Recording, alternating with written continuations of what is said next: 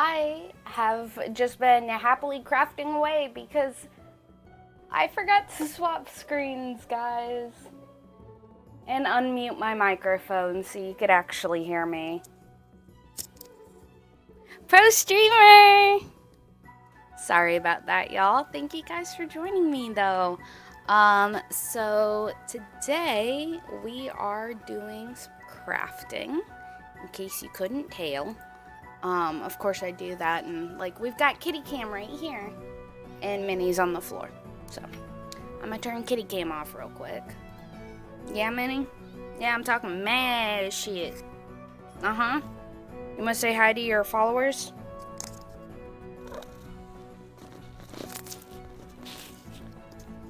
Yeah?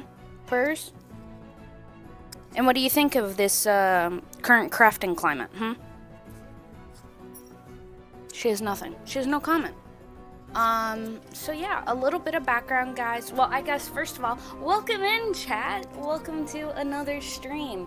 Don't mind all the funkiness. I'm still trying to get everything fixed. I got a new machine. She's so pretty. I'll show you. I'll show you. So her name is Tabitha. There she is. She is a 1950 from 1950. And she still runs really, really well. I'm finishing up fixing her real quick. She's got an old bobbin. Actually, I just got new bobbin, so I can replace that. Slowly relearning my sewing machine stuff, guys. Boom. Brand new bobbin. Look at that. No rust whatsoever. I do need to get in here and hit it with some like WD-40. Or actually, you know what? No. I'm a good little egg, and I got sewing machine oil. So I'm going to just have to grease that. And then I can put this spindle back in where it goes. So this is one of the original spindles that it came with right there. That little bobbin right there. And it is rusted to all heck. But I'm going to keep it because I think it's cool. So, yeah, I got her. They're listed on eBay for like $400. And I got her for $30.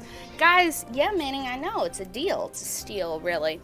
Ow. This is why I like antiquing. The only thing that was wrong was she needed a new belt in the back for her drive belt system. I got that fixed. $6 off of Amazon. So really, in total, sorry about that. In total, she needed. Now I have kitty cam. Yeah. She cost, I guess, $38. So I've got 2 drive belts for her now. She's a gorgeous, gorgeous blue. Everything else works pretty well. She does need a little bit of lubrication and probably good clean and wipe down before I actually start using her on the projects. She's an industrial machine, so that means that she only knows a forward and back stitch, no locking. But history on these machines. So this is actually, what is all over your face?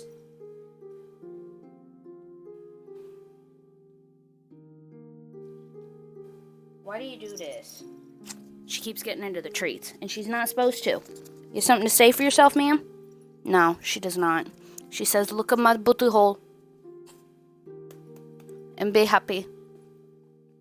She also says that chat needs to give her more treats, so don't shoot the messenger. I'm just repeating what she's saying. Why do you have so much chin acne? Huh? What have you been rubbing on? My God, Minnie.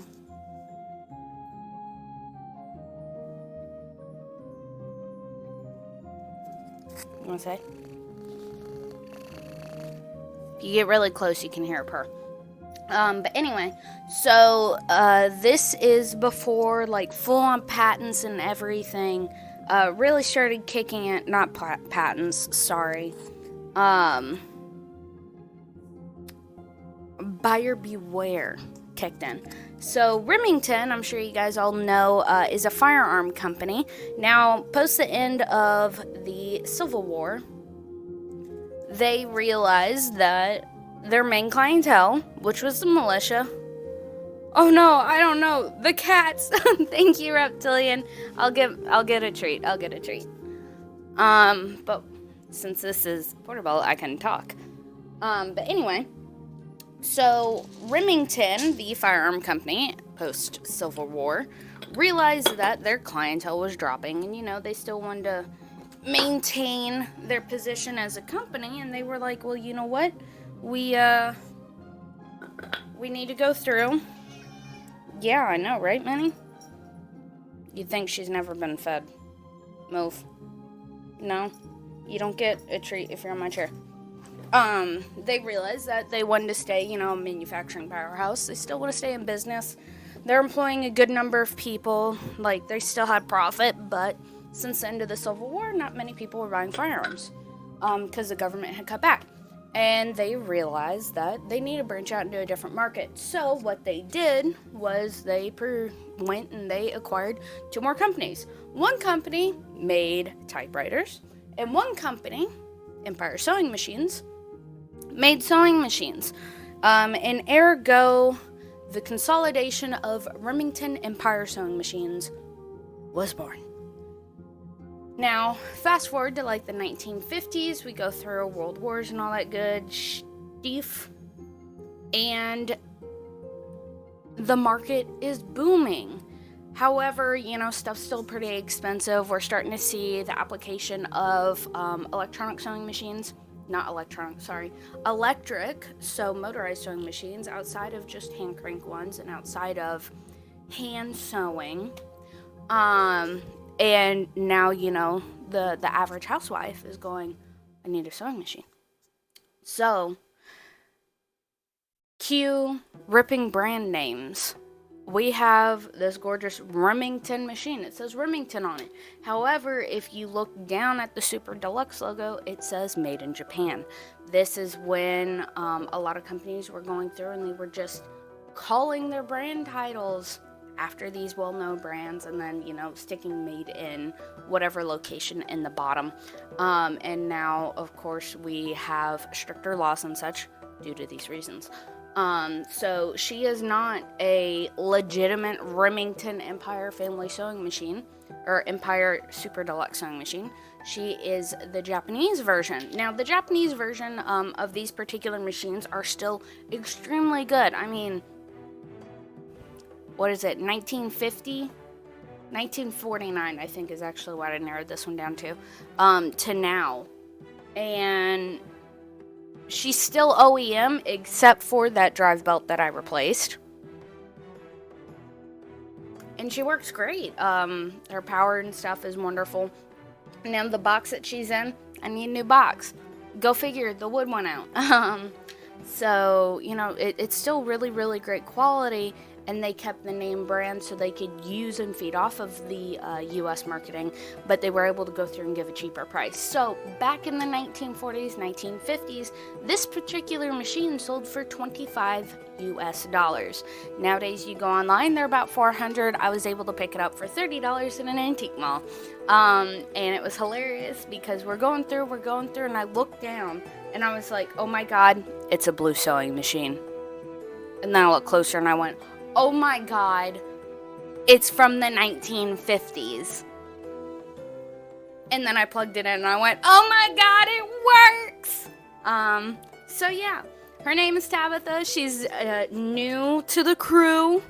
I'm hoping to get another industrial machine here soon with its own sunken table and everything, so it self-oils and self-lubricates. I'm still waiting to hear back for that. But guys, keep an eye out. I am on the hunt for a hand turn or treadle turn Singer machine. Obviously, I don't want to spend hundreds of dollars, but I really want to get one of those because the whole idea for this project is a recreation of a 1905 gown. So if you guys know anything about, fancy Europeans, we're still in the Edwardian time at this point. We're starting to fade out. We're starting to get into more like the flapper era once that starts kicking off. But we still have that gorgeous pigeon breast that everyone thinks about, into the hourglass, those long dresses and all that good stuff. So I have a horse race that I want to go to. And to do so, I want to have a gorgeous outfit. So in my bright wisdom, I was like, I'm gonna make it. Because I apparently don't hate myself enough as it is. So I have made the chemise, which is the first layer of undergarments, which is effectively just a giant tank top. It's really long, and that's the first layer of clothing that goes against your skin to help protect your fashion layers, because those don't get washed as much. And then outside, the next part that I finished, and obviously I didn't do any of this on stream, well, it's almost finished, is the split drawers, which is the precursor to underwear. Because, well, I say underwear as we know it today. So it's a left and a right, effectively pant leg. And it's split straight down the middle, in the front and the back. And that just let you go and use the chamber pot or the waist closet. A little bit easier. So I went ahead and I got those done. I've got the Edwardian Petticoat TVE03 pattern printed out and cut up in my size. I'm doing G. That's my size. And then I am doing View C for style 3. So hopefully this turns out well. It's really frilly. It's the petticoat that gives shape to the rest of the skirt. And then once these 2 petticoats are done, then I'll be making the corset to my size and my measurements. And then after that, I'll be able to do the fashion skirt, which is the outer layer that people will see. And then I will finally tackle the bodice, which I'm terrified of, but I shall. And then I need a hat, a big, flouncy hat. I don't know what to do about that, but anyway, we're gonna try. But I'm really excited. I went to American Duchess, which does recreations of historical footwear, and I bought a pair of shoes. I'm so excited. They look so cute, and they look so good, and they're so freakishly comfortable.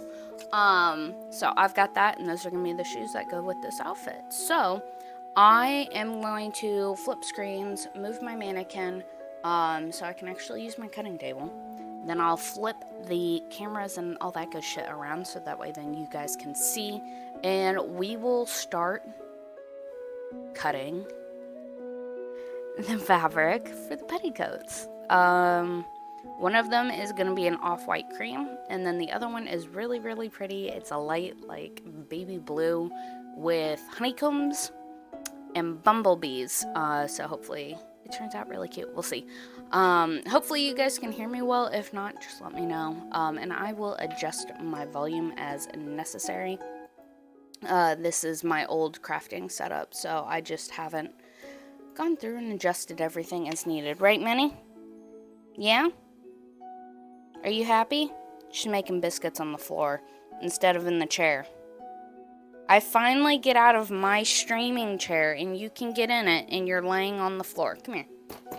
Go on. I'm going to toss a treat on it. She'll get into it then.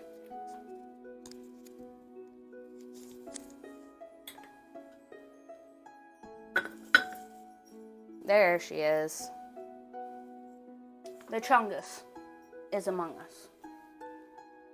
Thank you for the resub! Happy birthday! Ironically, it was just Vesta's birthday on Sunday, so, you know, pretty close.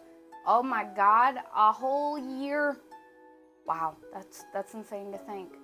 But yeah, so I'm gonna move that, get all this swapped around. I'll see you guys in a second. Don't have to go anywhere.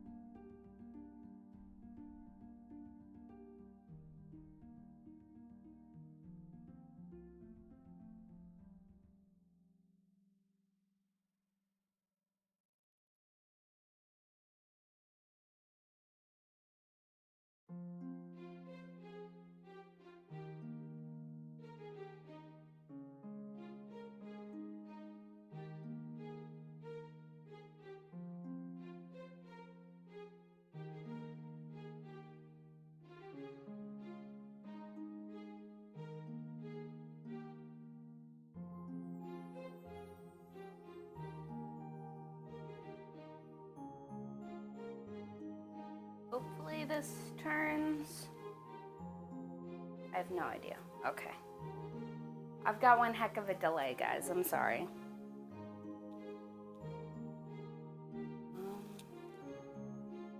Hopefully I'm not muted. Yeah, Minnie? Really? Okay, it doesn't look like I'm muted. Hello, Trees. Hello, Vested. Vested, thank you for the lurk. Did I get my package? I don't know. I have not been outside. We didn't get a knock, so I don't know if anything's been delivered, and I also don't know if it went to the mailbox. But I'll check. Or I'll at least have Vested go and check. Got that. I am high-key terrified that this isn't enough lace. Because this is the chemise, guys. She looks so cute. So the chemise is missing like half of the leg lace on the legs. And I'm like 95% sure I did it exactly to the measurements that Truly Victorian put in the pattern. So, yeah. We are working on the petticoats.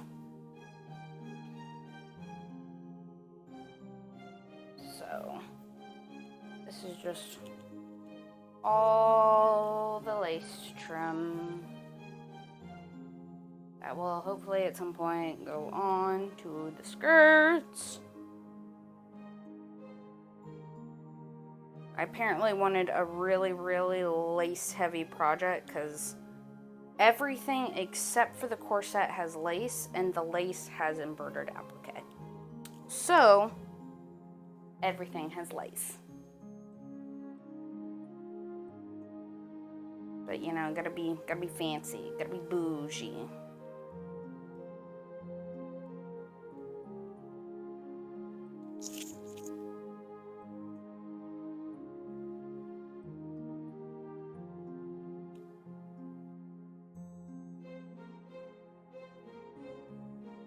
I'm looking at it, and it's probably like, this is probably enough lace for one petticoat, knowing my luck.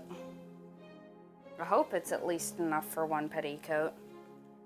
I gotten like, I think 3 yards or something for the flounces of the,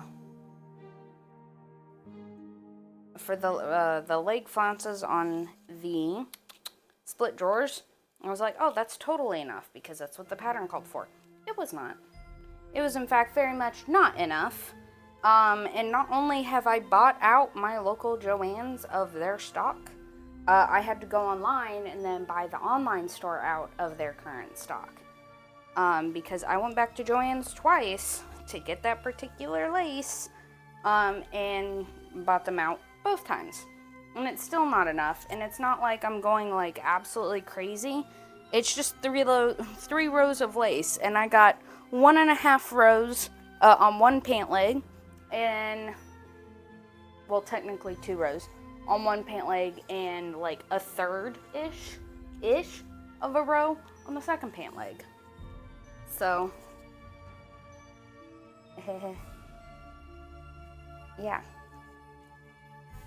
Okay, so this is my bias tape. This is another strip of lace that I might end up using if the other stuff doesn't make it on time, because like I still have to make the corset cover, and I wanted the corset cover, the chemise, and the split drawers to all have the same lace, because I was like, oh, it's a set, it'll look cute. And my brain and math and stock are all saying no. You don't get to have all one type of lace. But we'll see. Hopefully it comes together well. I've got chat right here. You guys are there. Minnie's on her chair, doing how she do. Being cute. Shroom kitty. Oh my god, I almost lost that. But yeah, so I've got the pattern paper all printed out and cut and put together. I am really, really hoping that I did it all correctly. I didn't realize how much goes into a petticoat, which is crazy. I mean, it makes sense, but also, like, that's a lot of flounces. Holy shit. And I can't remember if these are supposed to be interlined or what. This is like 12 yards of tape, lace tape, which now that I'm thinking about it is probably what I meant to put on the pants. Ooh, the underwear.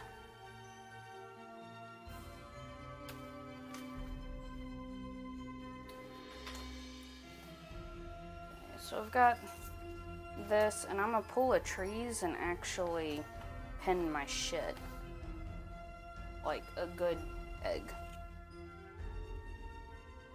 These are definitely not the same lace tape. That's fine.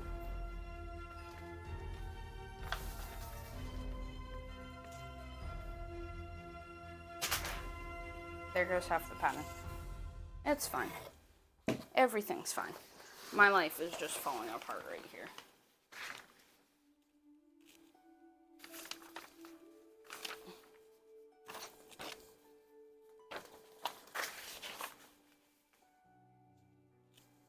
God, my back is itchy. But yeah, so that's the idea. Hopefully it works. Hopefully the sounds good for you guys, because I can't change it unless I go to the other side of the screen. There's my water. I've got my Taylor chalk. I've got my freshly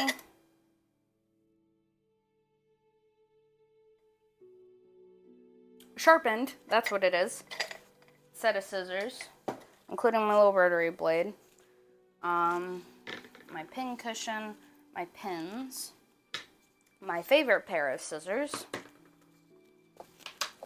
more pins, top, waist tape, pattern, fabric. I am so excited.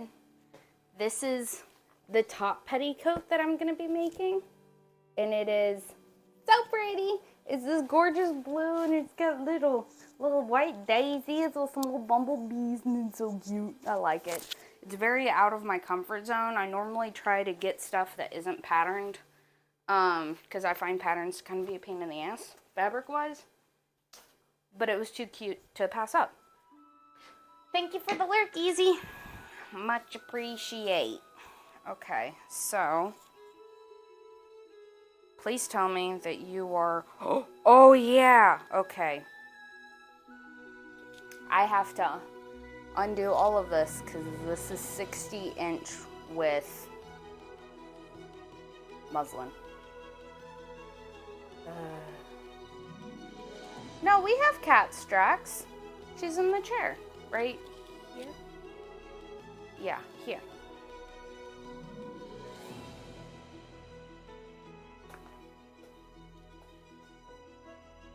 Oh my god, though, guys, I found the cutest cat fabric. And Trees said no. So, you can yell at her. This is really nice muslin. Oh my god. Nice and soft. This is gonna make a nice petticoat. Very soft and fluffy. God, I love these things. Okay, so that's finally undone. Yeah, so this is 90-inch wide fabric. Holy crap.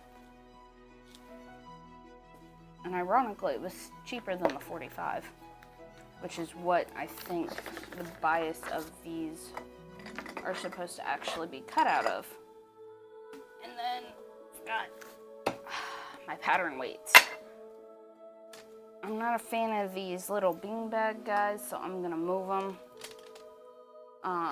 But my pattern weights are marbles. Okay, so view 1 is going to view 3, sorry. I don't know if you guys can see it. This is the one that we'll be using.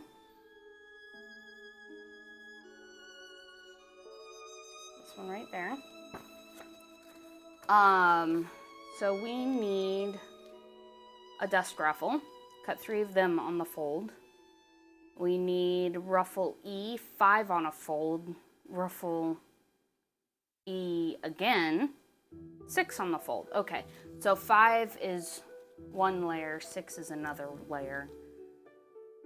And that's for the flounces. So it's gonna be interesting. But for the main petticoat itself, it is going, why not sew Mr. Vested something?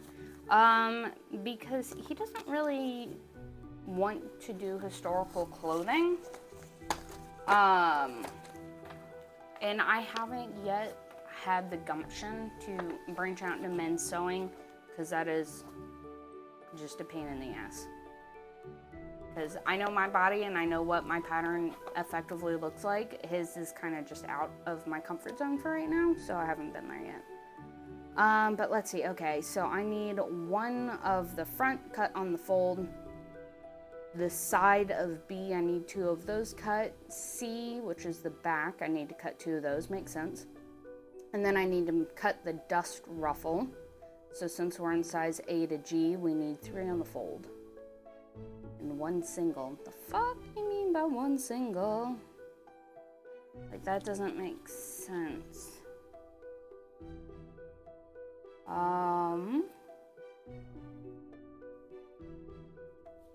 Okay, and it's a drawstring close.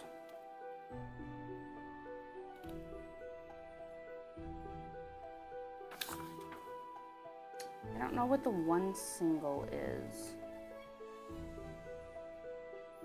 Oh, cut 3 on the fold and then 1 not on the fold. Okay, that makes sense. I'm caught up. I understand what I'm looking at now. Okay, so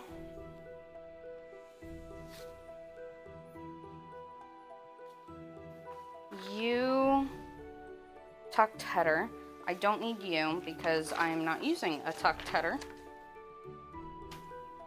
I'm using the flounce. So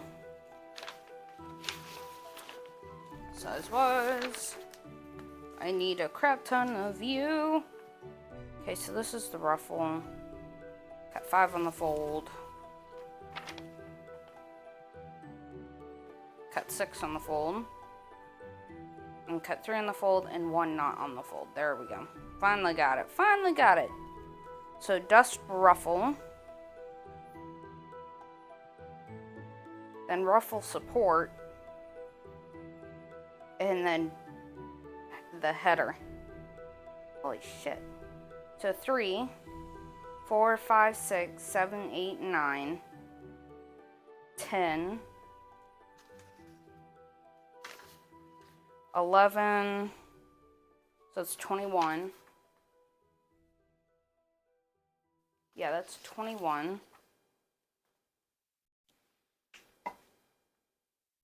22, 23, 24, 25, 26 pieces.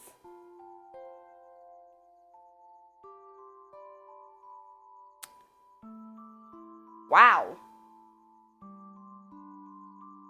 That's a fuck ton of parts. Pardon my French. Dang. Okay. So, are we sure the flounces aren't just lace? That would be great. Yeah, because I don't want to deal with tuck, so we're going to use the F dust ruffle. Mark the tuck placement on the right side. Yeah. Sew all the dust ruffle sections together at side seams, making one large circle. This will be the support between the 2 ruffles. Ruffle 1. Sew the ruffle sections together at the side seams, making one large circle. Hem the ruffle by turning the first half edge, optional for heirloom lace edge. Create as described previously. Okay. Attach the dust ruffle with the wrong side to the right side, matching the top. Gather pleats, sew pleat. One large circle.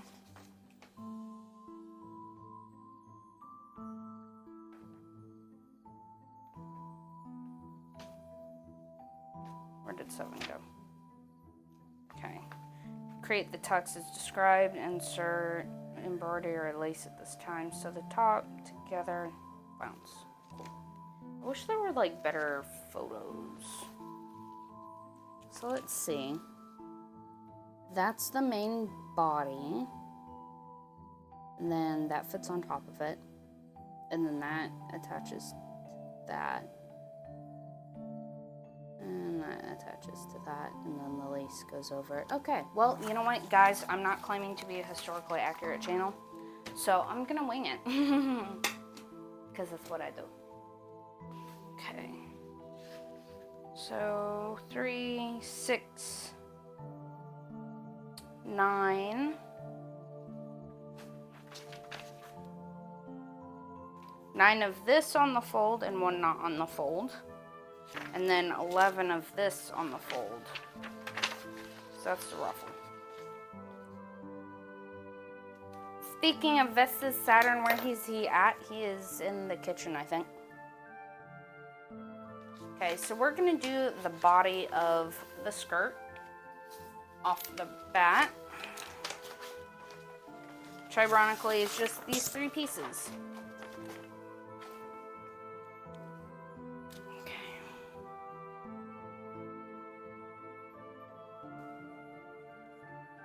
The problem is I don't think I have enough room. So, we're going to start moving things.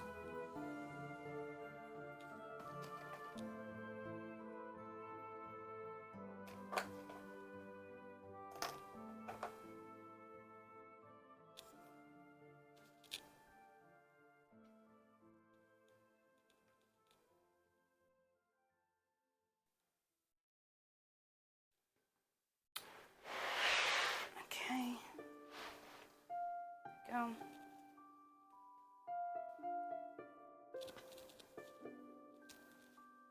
Hopefully my microphone isn't picking up the TV, but it's super sensitive for some unknown reason.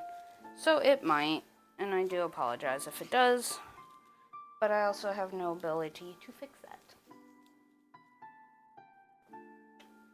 And I'm also not closing the door because it is hot in here. And we're making clothes. Okay, so that's out. Okay, so this needs 1 cut on the fold.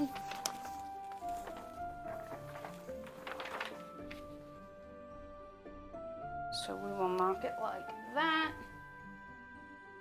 Which is great.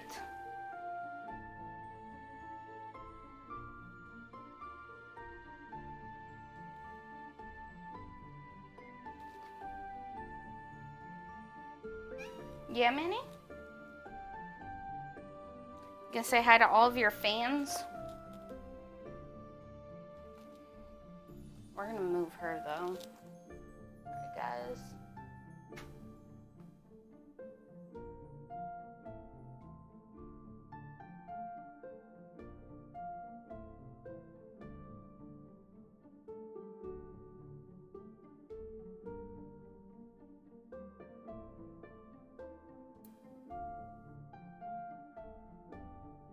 Hopefully that stays.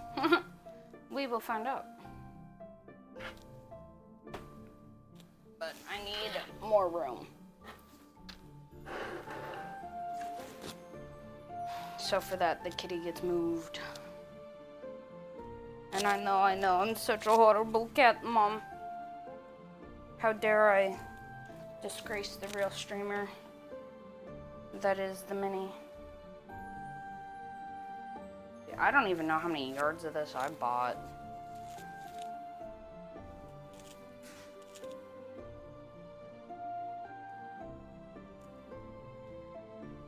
Okay, so that's down. Nice and moderately flat on that edge. The only one I'm really going to be concerned about is where the waistline is, because if the bottom of the skirt's a little fuller, I'm okay with that. We're going to weight this down. And then we'll take our tailor chalk and we will mark it out.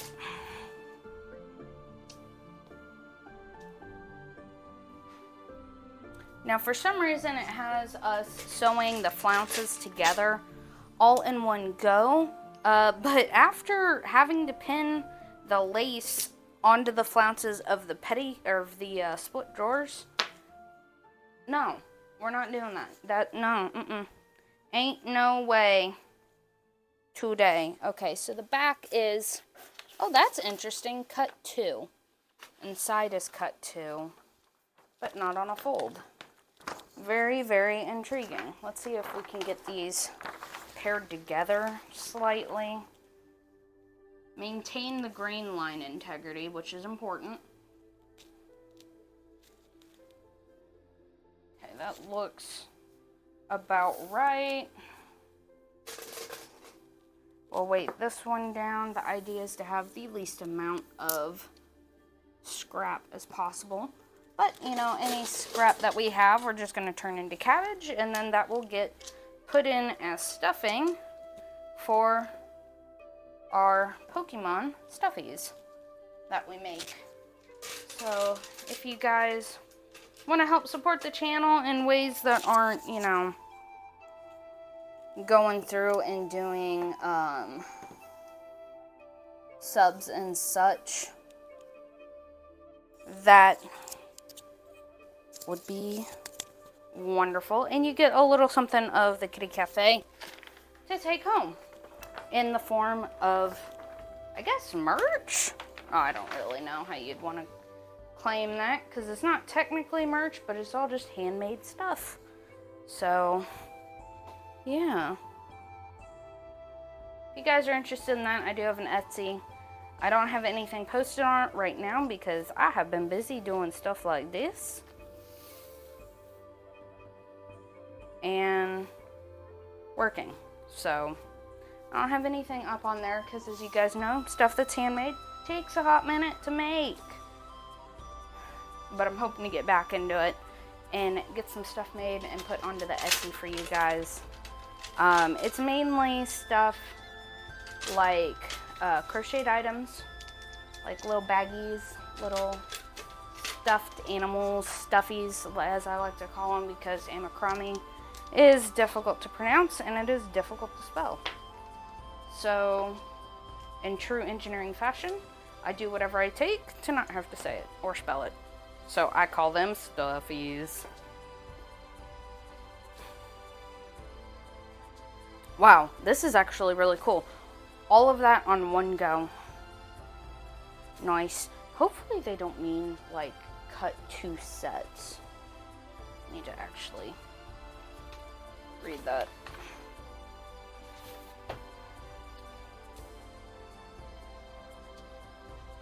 Yeah, that looks right.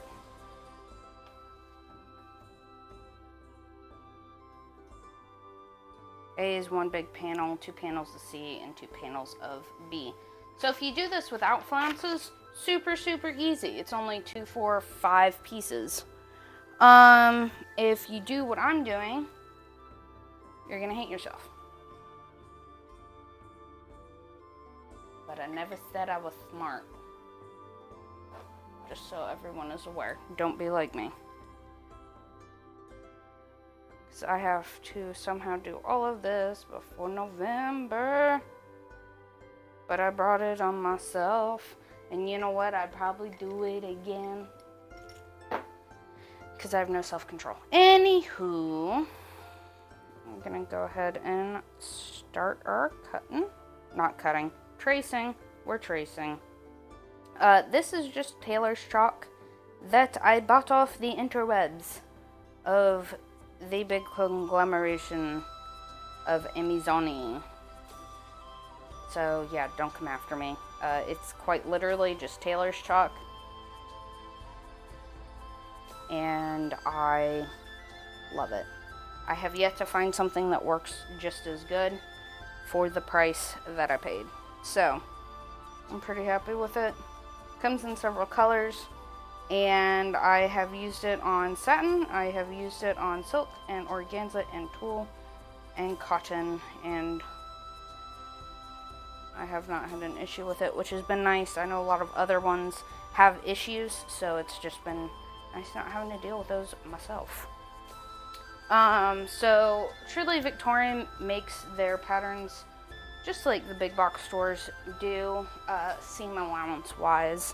So they've got about a 1/2 inch of seam allowance built into the pattern, which I find I really like. I know some people like to do their own custom seam allowance. I have a measurement, or I guess measuring tape, quote unquote, on my sewing machine. So I generally just base off of that. And for some reason, I've just never been good at ensuring seam allowance exists. Because I also really hate using bias tape. So I normally end up taking that seam allowance and doing double folds and felling it down. So I get a nice, clean, well-made edge to my projects. So all of that seam allowance that they give in the pattern generally ends up getting used up immediately. So it doesn't really bother me to leave it in. But, you know, to each their own. Some people don't like having that seam allowance, and that is completely fine. Because everyone sews a little differently. Everyone does their math a little differently. Especially when it comes to sewing, because sewing math is witchery. Much like the interwebs. Okay, so this one's done. This one's done. That one still needs to get patterned and traced, but I don't need to hold my weights out anymore. What I'm really excited about is, I'm sure you guys know my background is engineering, so I've gone through, okay, I need to mark the grain line real quick, and this is cut A. So this is A. That's a pretty letter right there is what that is. So A, B, C. Okay, we're sewing flounces onto this line.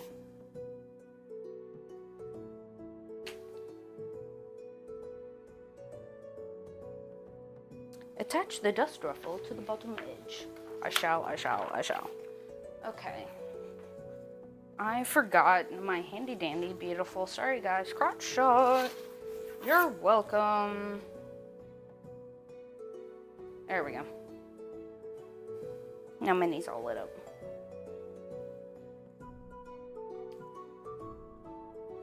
My favorite thing ever is this ruler. I love it. She does a great job.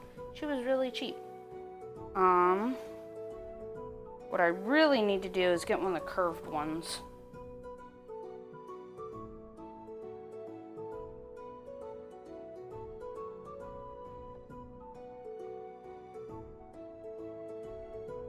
Okay, so that works for that one. Lengthen or shorten here, I won't have to do that. Attach duff ruffle to bottom. This is A. We've got the fold here. So that's center back. Or center front, I apologize, because this is the front cut.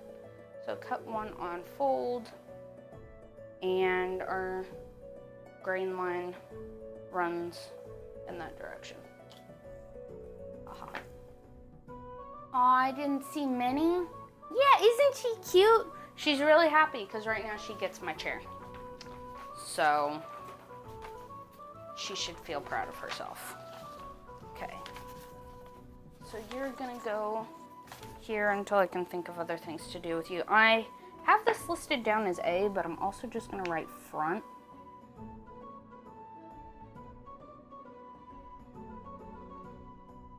Wow, that is some ugly handwriting. Fine, everything's fine.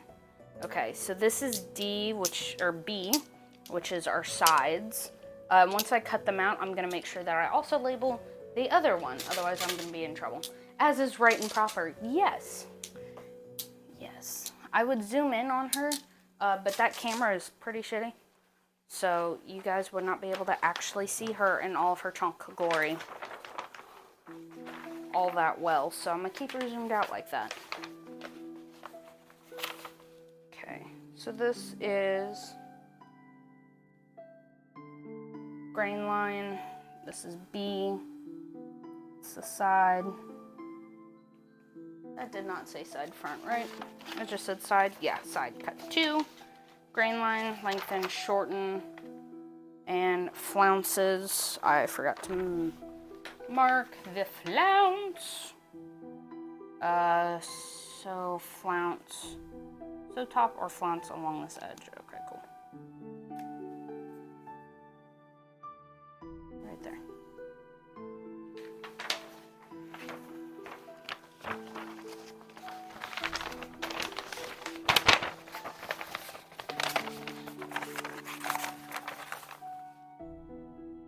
But yeah, so how's everyone else doing? How are your guys' projects going? I don't know if any of you guys know this, but Scared Trees, who's currently in this chat, is going through and making the most beautiful Chanel-inspired, or I guess Chanel. I can't remember where she got her pattern from. But I'm just going to say Chanel-inspired, you know, haute couture goodness outfit. And oh my god, it's so cool. It's just so cool. It's so cool. I can't wait for it to be done because I am looking forward to seeing her wear it and seeing how it works with the fabric that she got, because oh my god, it is so cool. It's like a wool tweed, really, really pretty, and I'm wondering how it all is going to come together. She was working on it last night, so it was nice because I got to listen to her stream as I was going through and hating my life and pinning every single freaking flounce line of those gosh dang split drawers. And then that's when I found out that I was in fact still out of lace. Yeah, so I just bought 12 yards of it today because I was like, well, you know what, at this point, obviously I like the lace and I need it, and I apparently can't do math. So if this one's wrong, then everything else for it is probably also very incorrect. So I might as well just bite the bullet, buy it in one go, and then I can use it on other projects. Because I'm really tired of shopping. Ironic, right?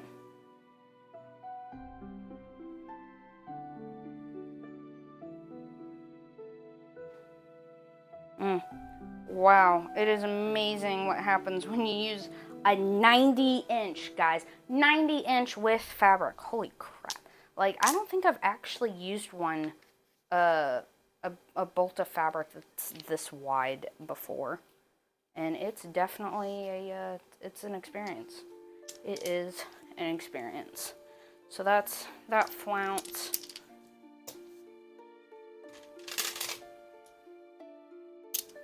Pattern from Etsy, inspired by Chanel. Okay, I can't wait for it to be done. Isn't that always what it is? Buys 12 yards. Fuck it. Yeah. No, like seriously, it is a gorgeous lace. I really, really like it. It's 100% cotton, which I also really love. So that was my biggest inspiration, I guess, for this whole project, is I wanted everything to be cotton, or as close to it as I can. Now, I did cheat a little bit. I know, crucify me. Oh my god, no! The horrors! The only thing that isn't cotton is the fashion fabric for the outer skirt. It is jersey knit. It is part cotton, part spandex, part something else. Maybe nylon, I don't really know. But I couldn't find a broadcloth that I liked with a close enough burgundy red, maroon type, I don't really know. I was really, really upset with it, so, you know, I was close enough. That's too many inches. See, I would say yes, but what's nice is with this patterning, I don't have to piece it, which is really, really cool. And that's one of my biggest gripes when it does come to patterning and such, is it's wide enough. Obviously, I just made an entire skirt body on this fabric. I'm really excited about that. So 90 inches, I'm pretty happy. 108, honestly. Piecing this period, yes, piecing this period, I know, but grain lines bother me. Piecing this period, that's fine. My sanity does not enjoy. Does not enjoy. I'll end up calling trees at like 6 o'clock in the morning. Pacing his period. And she'd be like, Viper, go to bed. So this is C and it's back panel. Okay.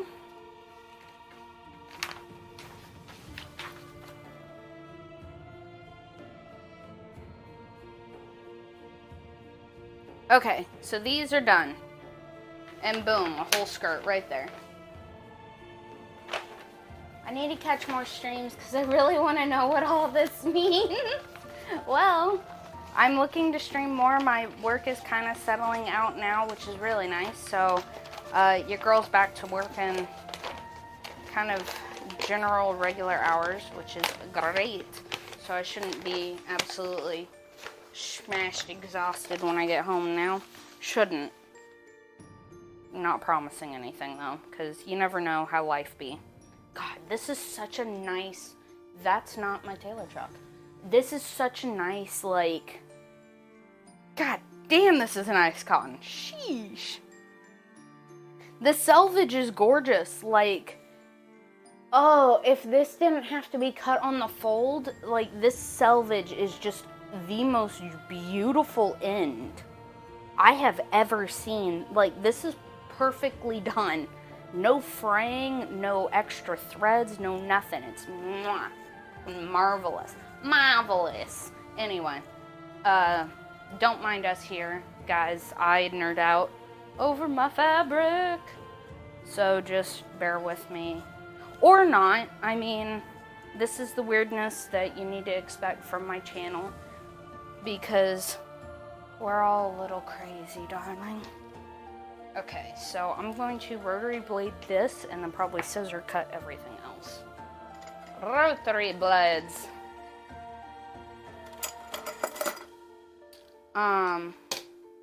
Yeah.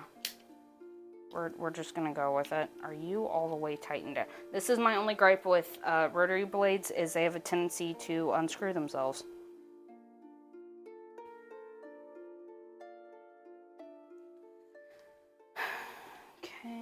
I was super excited though, guys. So this sewing table that I'm using right now is originally like $380.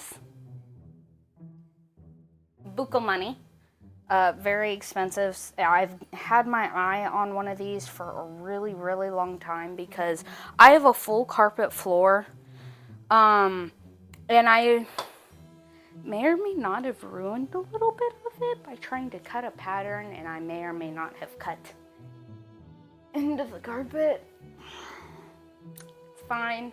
Everything's fine. It's fine.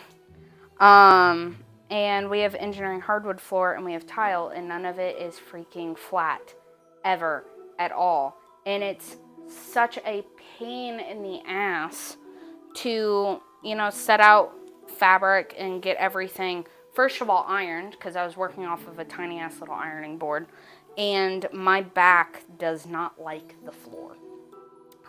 So I've been looking at these tables for a really, really long time, and I was so excited because, you know, I ran out of lace. So I decided to make a trip to Joann's, and in my defense, I was left unsupervised. But they were running a sale where it was 40% off of the tables. Plus, I could use a 75% off coupon on any, including sale item, so sewing supplies. So I got the table for a literal steal. Plus, wow, this is actually like taking a lot more concentration than what I was hoping it was going to. Plus I got a full table size cutting, like self-healing mat that I'm gonna end up pulling out for the rest of this stream, so I can actually do this correctly and not have to worry about cutting my table. Plus 12 yards of lace, which is hopefully on its way in a shipping bin near me somewhere. I don't know. And then some extra odds and ends that I knew I needed, plus a little bias tape iron and some other stoof. All for, I think, around $120, which, you know, is literally like not even half of what the original table price was. So I am a happy, happy little birdie. To the point where I was thinking about sewing the entire day at work today. And it was really hard to concentrate on everything because the only thing I could think of was getting home and realizing that I did not have to be on my hands and knees cutting anymore. I actually have a table that can handle A, wide bolts of fabric, B, long panels of fabric, which is bringing me to my last point. This outer layer skirt needs 5 yards of fabric for some giant ass panels, so I'm really excited. But yeah, I was really excited to get this for such a good deal. The ladies at my Joann's know me by my name now, and hopefully one of them has popped in. So if you're at my local Joann's, hello, you finally made it to a stream, because I'm finally streaming. And I'm not doing underwear on stream, so that's why we're starting with the petticoats. But, you know, to fit petticoats properly and to fit your corset properly and everything else, one must have the proper undergarments. So, hence the reason for getting all that done quickly. Let's see, I'm going to take my blue, hopefully, don't break, thank you. I'm going to dust line the center. What's really nice is all of this washes out really, really easily. So I've never had dye spots, which is great. And I'm going to cut across this line. That's for the flounce. And that's my direction. Cool. Okay, so the front is finished.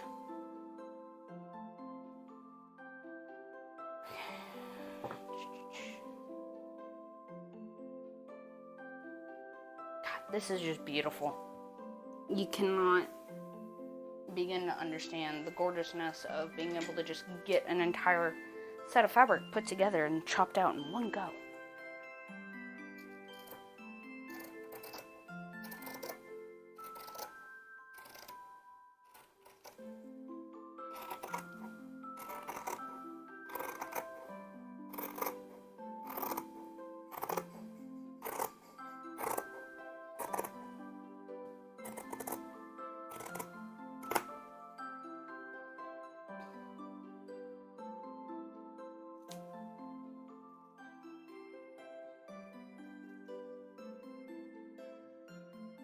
Those cutting sounds are so satisfying. I know! These are the best sewing scissors, and they're just stainless steel, I think.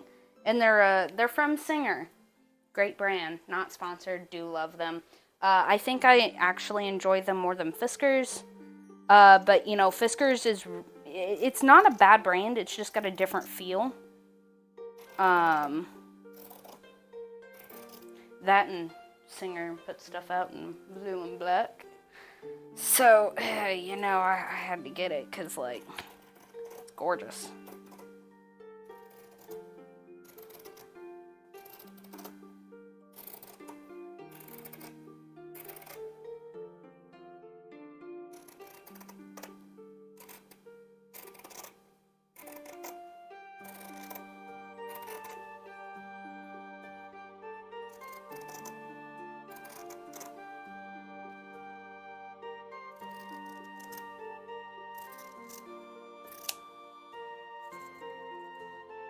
So satisfying.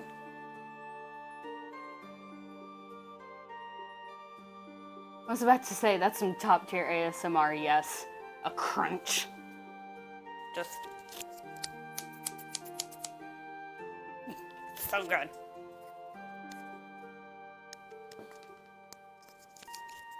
Yeah, we're not a sewing machine. We're not a sewing channel anymore. We just cut shit.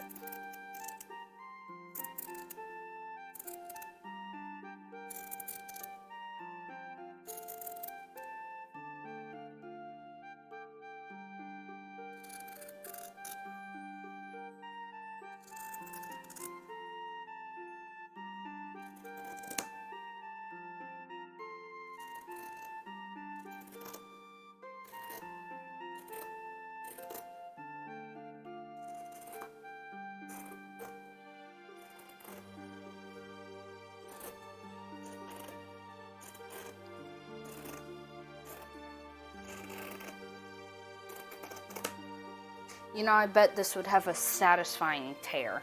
I might do that at one point, is just do a strip tear test.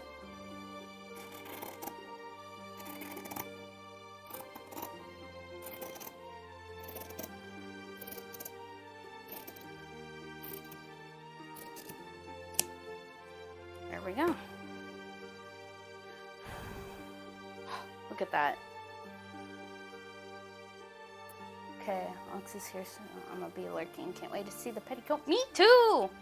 Thank you for the lurk. Thank you for coming in, Trees. Thank you for being such an awesome mod. And thank you, Trees, for helping me pick out the fabric and the lace. Also, if you get your package, let me know. I will. I'll probably take a photo of it and send it to you because I can't help myself.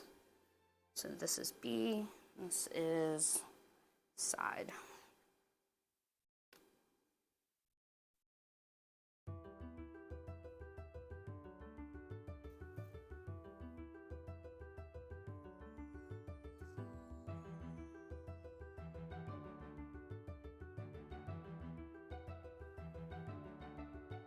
Okay, and a quick cheat for this flounce line. It's gonna be right there. Take it, I'm gonna put the ruler down just a little bit so I can curve on the edge.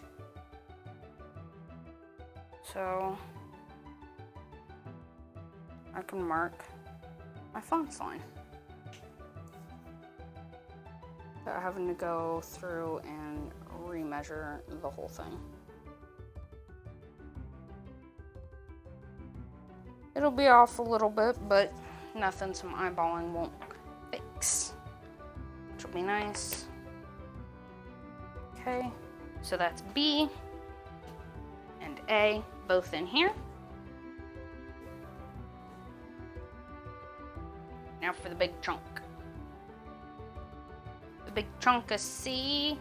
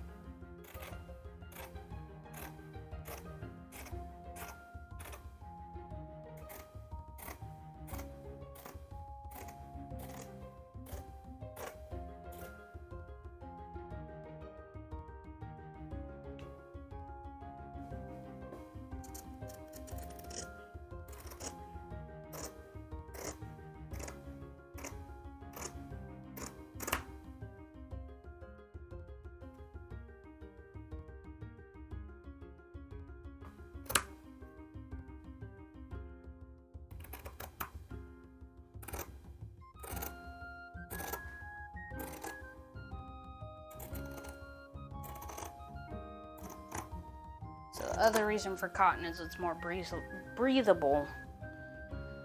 And it's probably gonna get really hot at this horse race because it's in November and I get toasty really easily. So I'm gonna end up making a really cute cottagecore inspired sundress. Hopefully, if I have time. If not, I've got a backup dress that I just bought like last year or something that I have not yet worn. So If I get too hot, I can change into that. If this doesn't get done in time, I can change into that. But I'm really, really hoping I get this finished in time. And then I really want to also take it on our honeymoon, which is in December. So that's the other big deal. But the other thing is if I can somehow magically make this entire project by October, my friends that I met in high school said that there is a gorgeous like pumpkin fall event occurring at a big ass venue close to where they live, and they said that, you know, if Vested and I traveled there, I could stay, like we could stay at their place for free and then go get ourselves some tickets, and my father said that he would be more than happy to photograph. I would like a dress too, please. I mean, you know, I'm gonna have to charge you for it, man. Gonna have to charge you.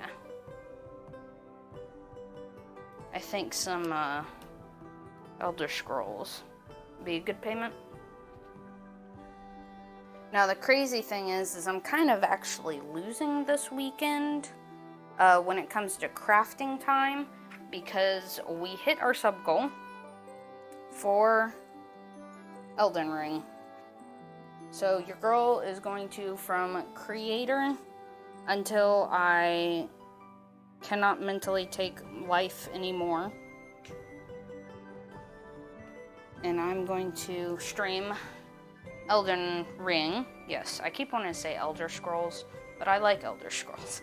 For the first time ever, I have never played it. I have not looked up any information on it. I'm going in completely blind.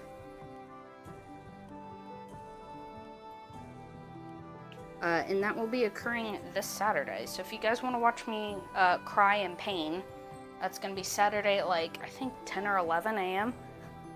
Elden Ring, win! Let's go, win! What day? I ping the boys. No! Oh! I shouldn't have said anything. Yes, EST. Always EST.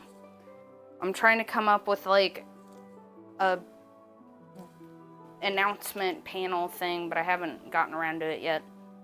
But yes, that is my Saturday this weekend. So if you guys want to watch me suffer, we're going to be doing that. I promised you guys that I would only play it on stream up until the first boss, and it's going to be the storyline boss, so any of those side quest bosses I'm still going to play. Excellent, yikes. So I'll be playing up until and hopefully beating them on stream, and so I'm just going to keep making that Saturdays, I believe. So you guys will get to see that. So thank you guys for helping us hit our sub goal and all that good stuff. It's what really helps keep these streams running and keep the projects coming, and, you know, take care of the kitty cats and all that good stuff. So it's wonderful, and I do thank you guys a lot for it. So we'll be doing that this weekend. And then we're just going to keep having to do Elden Ring streams until we beat that boss. And as a promise, it is without summons. It is without wiki. I'm going in completely blind, so you guys are going to see me cry a lot.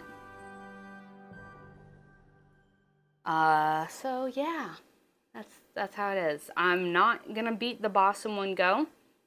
So just as long as you guys know that. And then after the first boss, it's going to be sub goals to hit the rest of the storyline bosses on stream. For those, I'll grind off stream, but the bosses will be fought on stream live for you guys. So just a heads up.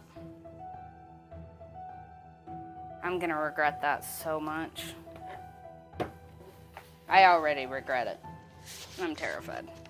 I can't believe I said I'd do that. Okay. Gather top edge. Place on fold. Of course she would. One of them's not in the fold, so that'll be nice. I can put that on there.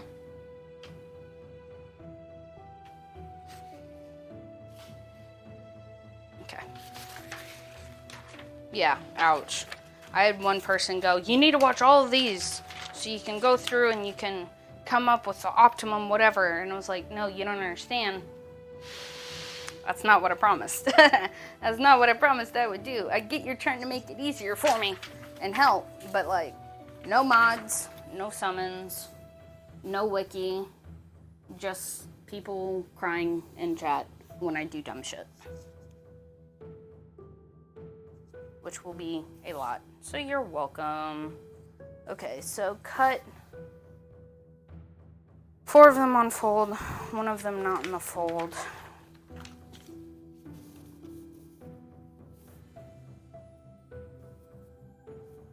That right there looks to be about good. So that's gonna take care of the 1. Oh, that's view 1. I'm not using view 1. I don't need that. Those all have to be on the fold. One of these needs to be not on the fold though.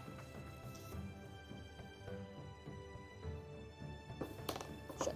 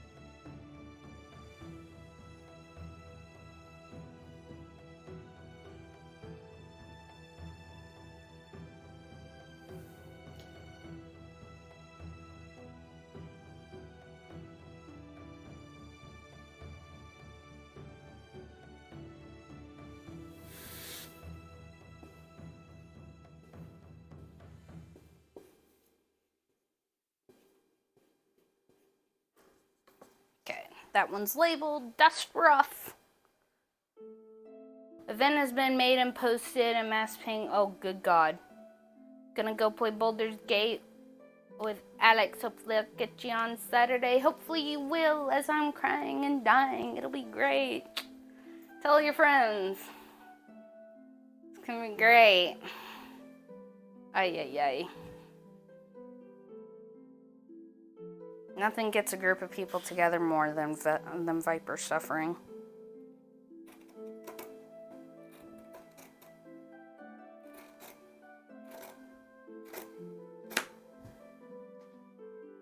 No one comes in to see me craft. They just come in to listen for the suffering.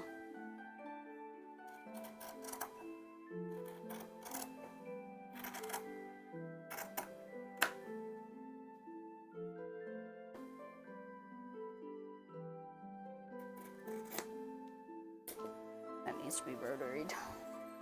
It's too much movement.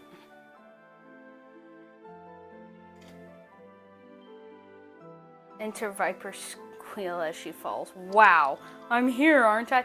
Yes, but you're here to hear about the Elden Ring stream. You weren't here because you were like, oh, she's crafting. You came in because you were like, Elden Ring?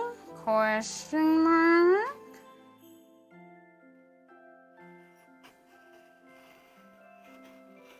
Oh, I fucked that one up.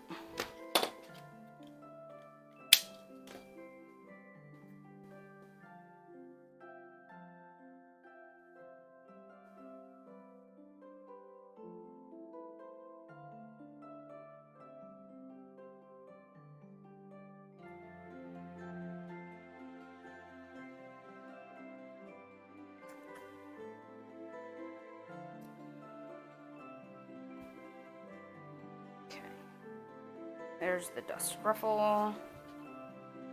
And the only copy of it I think that I need. So I'm gonna put this off to the side just in case. I'm supporting you by advertising you, and this is my thanks. No, you're supporting me by advocating for my suffering. Don't try to act coy. To be honest, I completely forgot about the Elden Ring until you said something. Oh no, I should have kept my mouth shut. Listen here, I've been here for like 20 minutes. Well, thank you for all your lurking, man. I'm just giving you shit because I find it entertaining. Gotta do it somehow. Because Lordy knows you guys get me all the other times. That's just satisfying piece. Like, this is wonderfully woven. I am nerding out so hard right now. Okay, it's really aggravating that a lot of this is on the fold. But I might be able to just flip the folds. You even use channel points?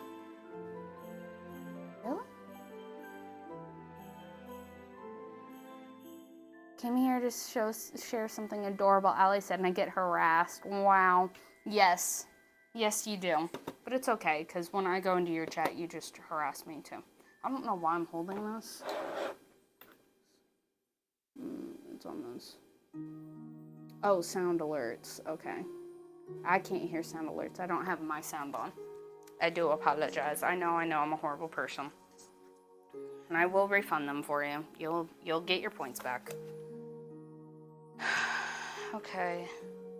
Yeah, I'm a terrible, horrible, no good, very bad friend. Okay. So if I put that on the fold, then technically, math.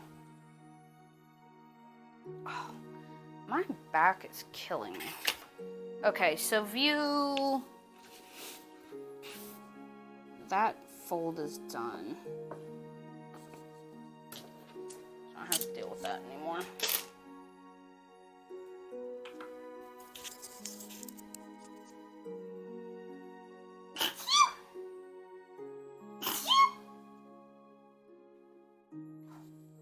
Yeah, I'm sorry. I didn't mean to sneeze, Minnie. I know. I've offended you and your ancestors. All the cats be like, bitch. How dare. How dare. Okay, that's just extra. These are glorious scraps. You stay there. Yeah, that's all done.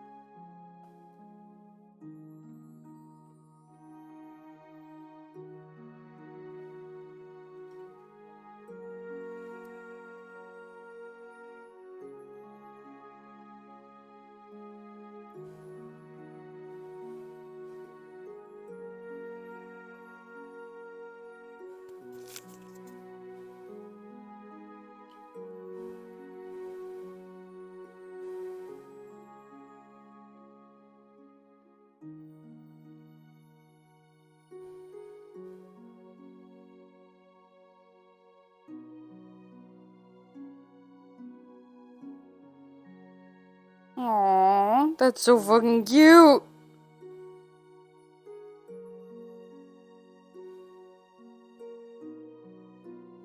Oh my god! So adorable.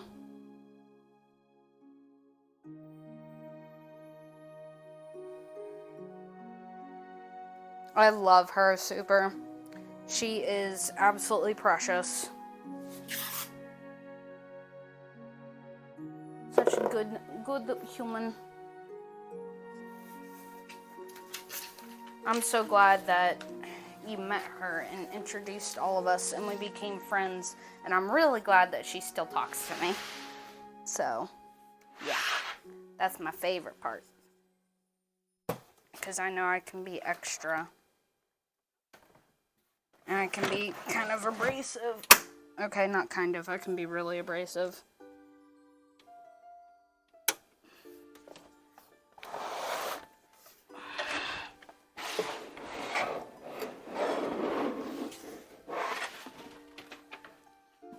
Wow. The cutting board of unusually large proportions. Minnie did not like any of that. I didn't like any of that. We're all in pain together. This is upside down.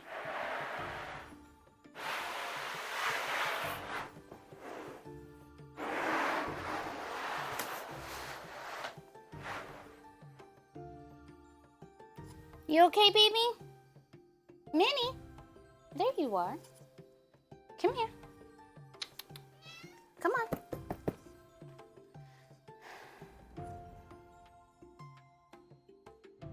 She totally is. 100%. Hi, Dios! Want to swing by and say hi? Well, thank you for swinging by and saying hi. Yes, totally cute as fuck. She's dating me. You can't beat me. I mean, true, but, you know, I still love her. Come on.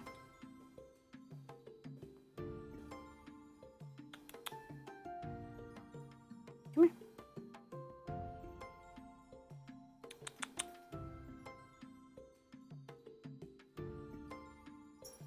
There you go.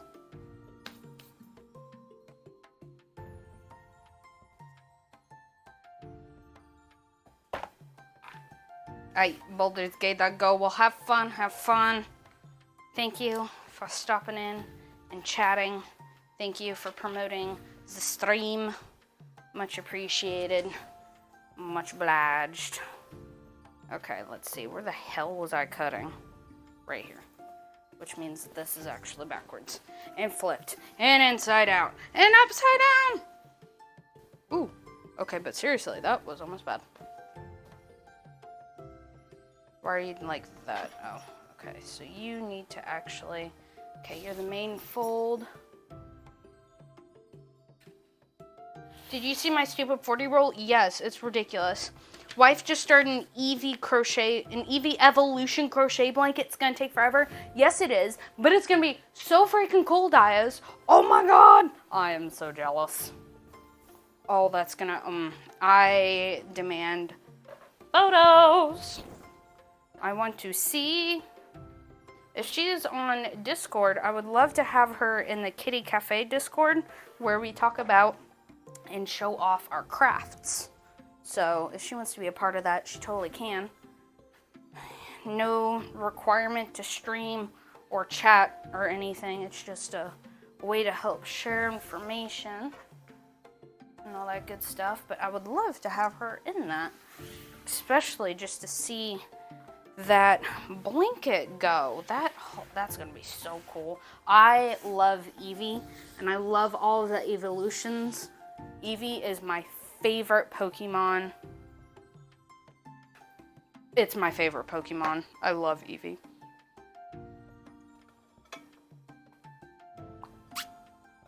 Thank you. I would love to see it.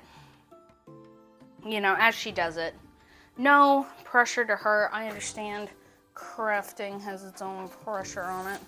I've seen those blankets and I've thought of it, but I just don't have time. Also don't know where I would put it. Because at that point I'd be too afraid to like actually use it. Because the cats love to sleep on all of my stuff.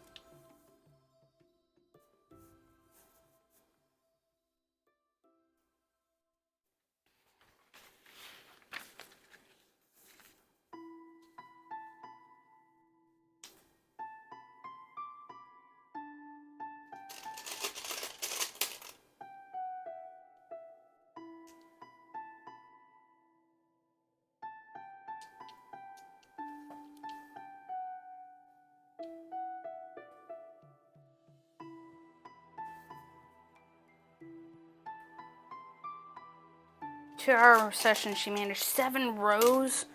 Oh my god, that's actually really impressive.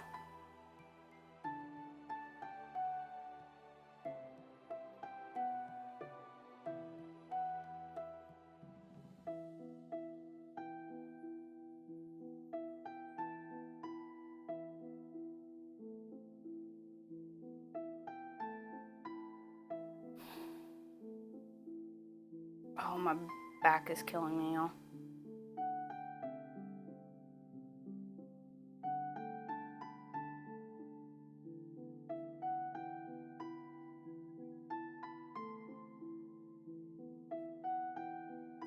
Had me untangling her yarn as she went. Honestly, the unsung heroes are those that untangle the yarn as you go, because center poles do not exist. I think it was a lie made up by big yarn companies. Center pole yarn does not exist, never has, never will. It's all just a ploy. Because I have yet to ever get a freaking center pole yarn ball, like, in all of my years of knitting and crocheting. It's aggravating.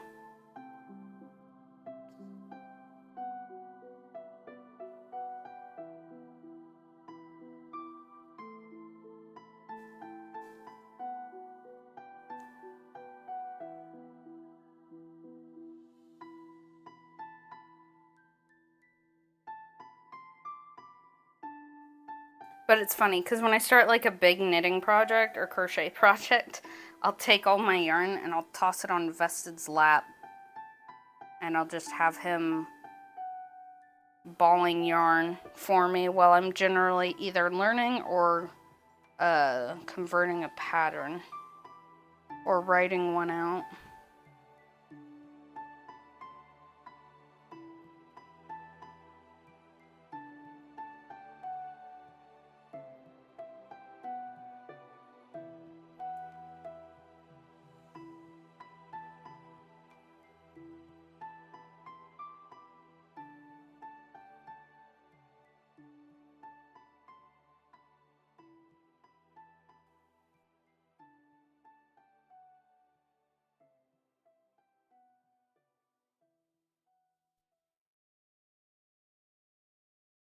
She's managed it one time.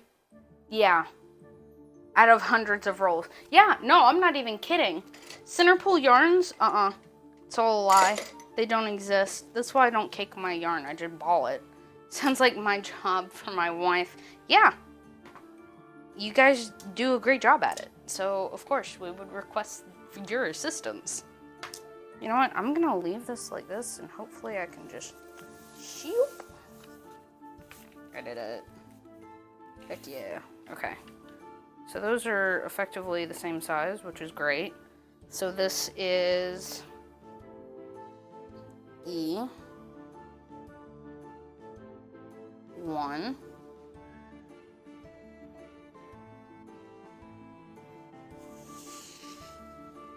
Cut that one.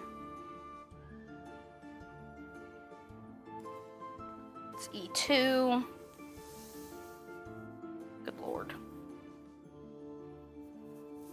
So what'd you do on stream? I cut ruffles.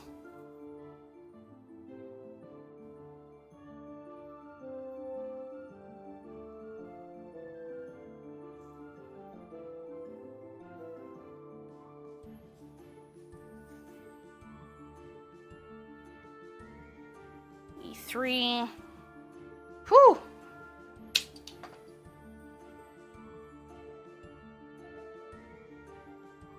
I've done 700 yards one, and I thought I was gonna die. Oh my god, into one giant ball? Dude, that's impressive. I get about 400 yards to a ball, and my hands cramp so bad. It's disgusting.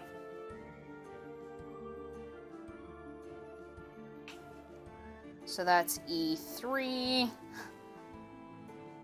Can I do? Yeah, that's how a 3 is written. Like anyone's gonna see this, you know? My horrible chalk writing.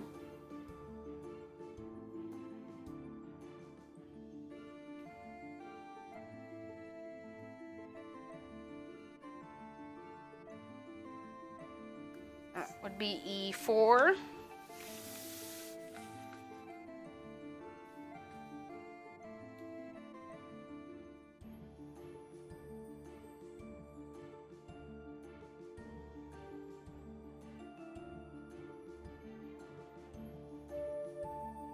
You managed to do it in an hour?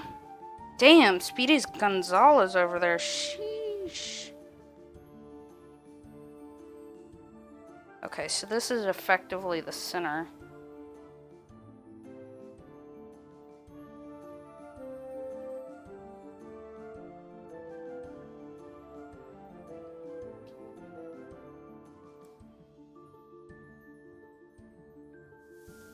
Okay, so you're gonna be F1.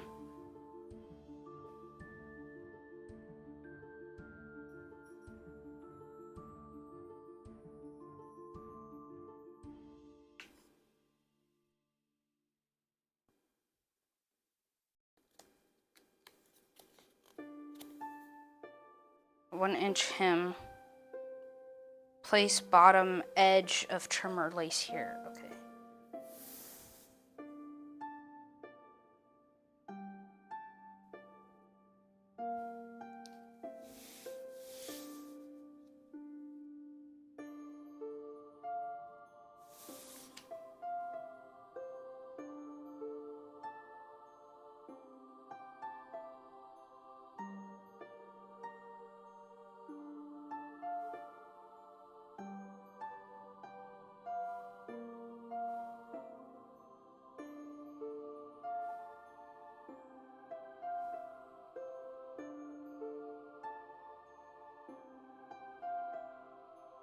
Okay, I'm gonna put F away for a little bit.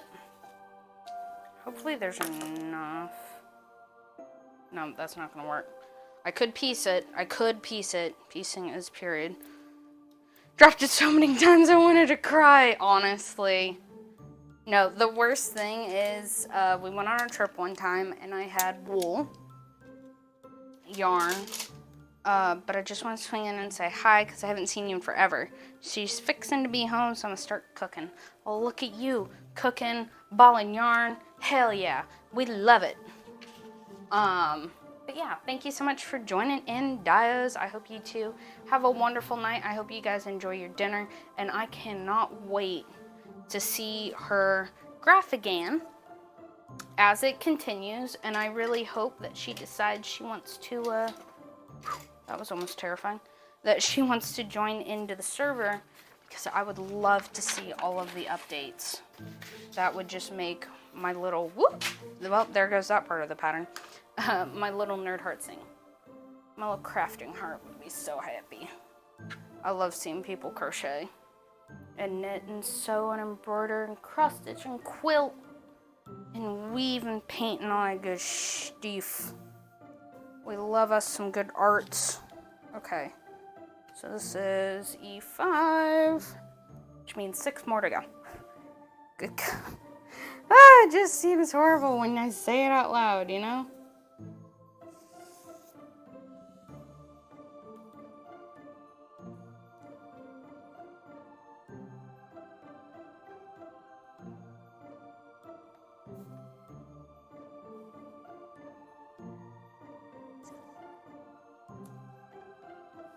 Let you know as soon as she gives me an answer.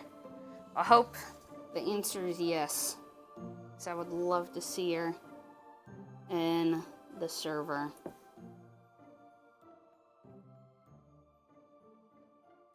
Okay, so that's E5.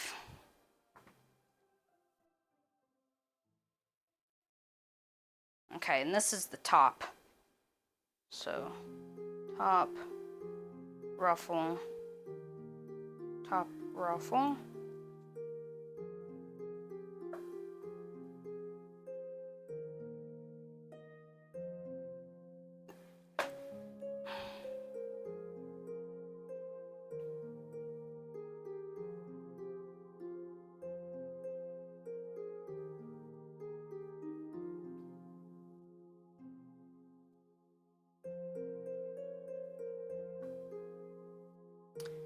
she does, I'll have her post all of her work so far.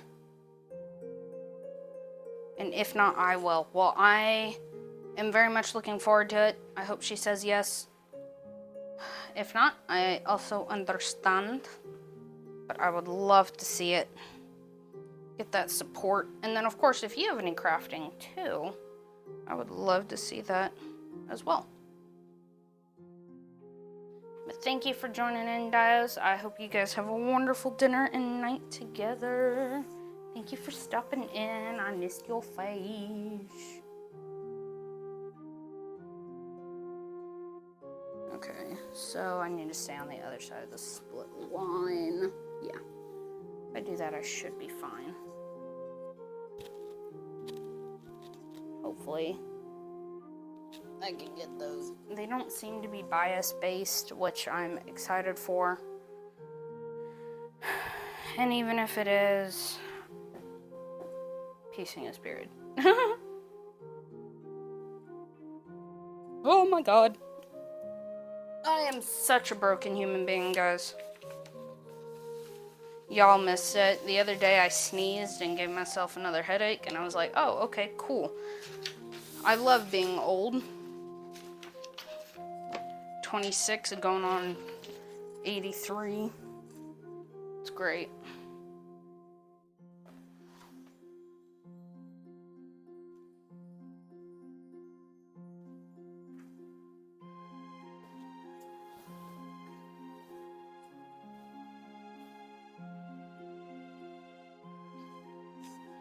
Do you guys like the music? It is a fairy inspired playlist that I found on Spotify. If you guys go to my Discord, you can listen to it with me as stream goes on.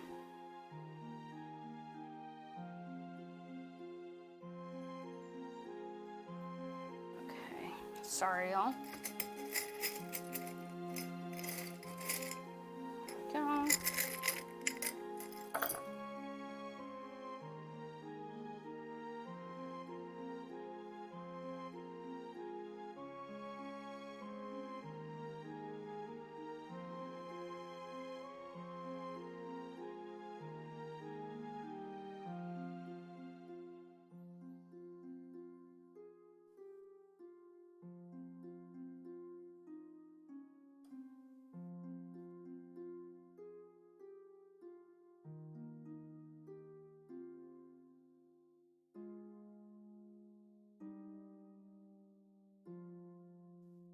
Hi, Minnie. Yeah?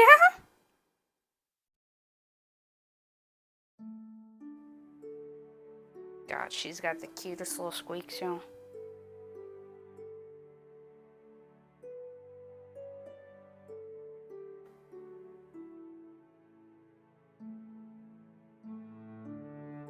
Okay, hopefully this works out because each one that I pattern is actually 2 full cuts because of how it's folded, which is awesome. I hope. We'll find out. You know, everything's great in theory until you do it and then you realize you messed up like royally and then you just cry. So hopefully I didn't royally mess up, but we shall see. And it's okay if they're a little funky. It's the underdress. So no one should be getting close to it anyway.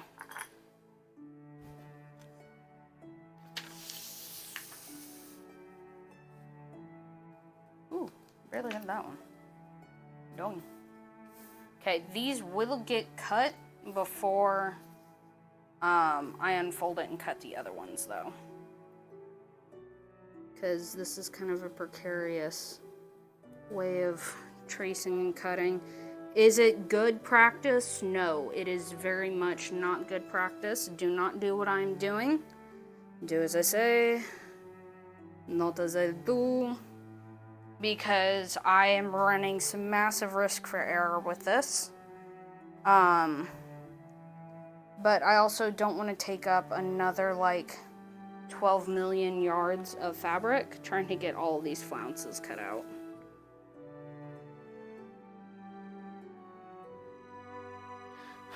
So that's E1 and 2. This will be 3 and 4.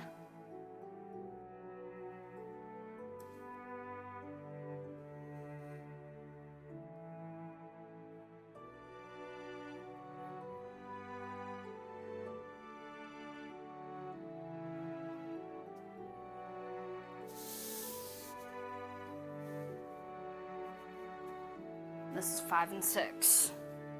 Much quicker.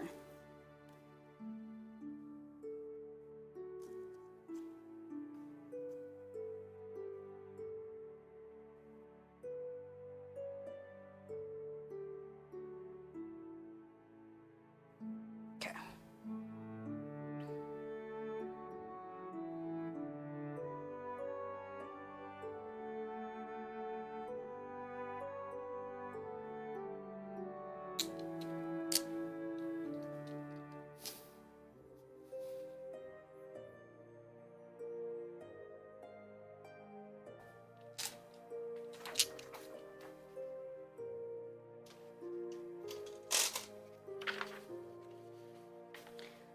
Hello, Monix. Welcome into chat. So Diaz's wife is making a crocheted graphigan, which is effectively a photograph in an Afghan form, which is a blanket.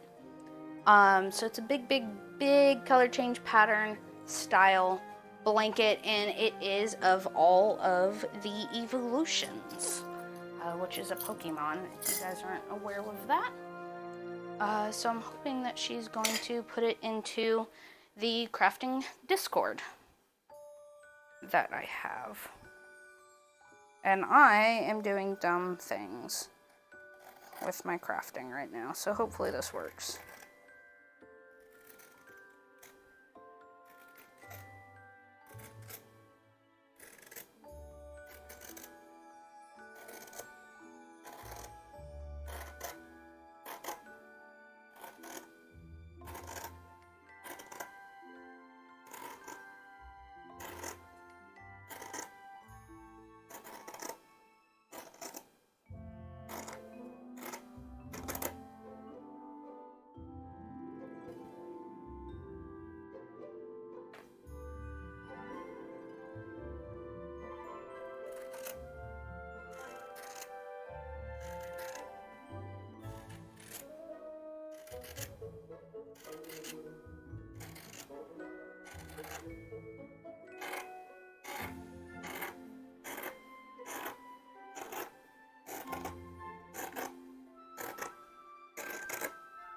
Oh my god.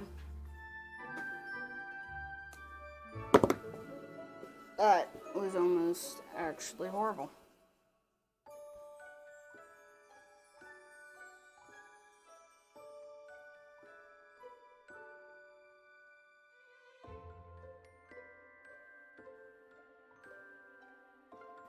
Did it again.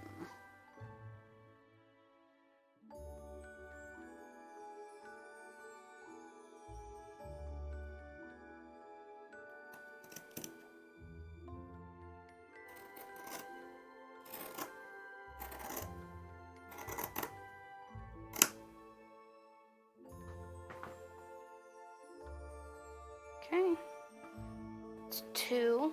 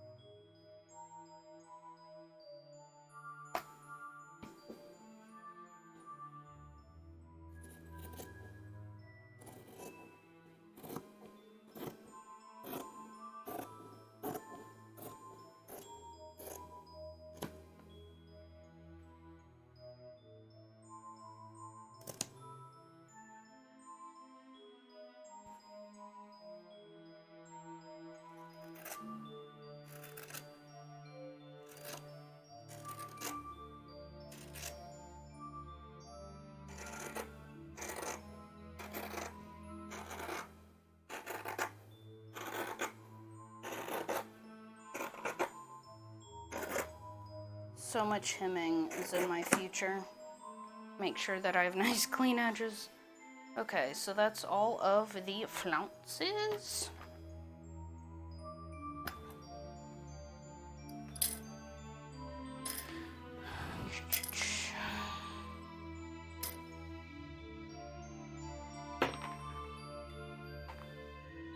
That's gonna get folded up like that.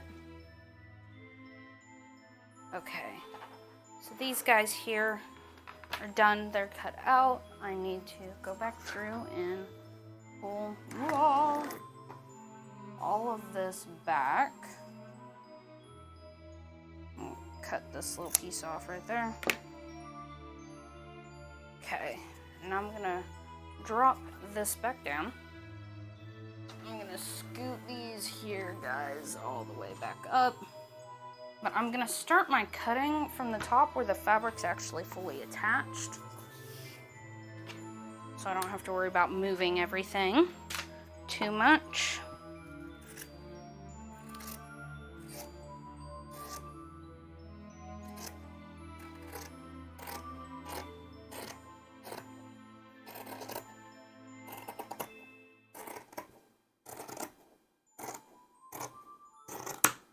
There we go. Okay, so that's fully off. I don't have to worry about that now.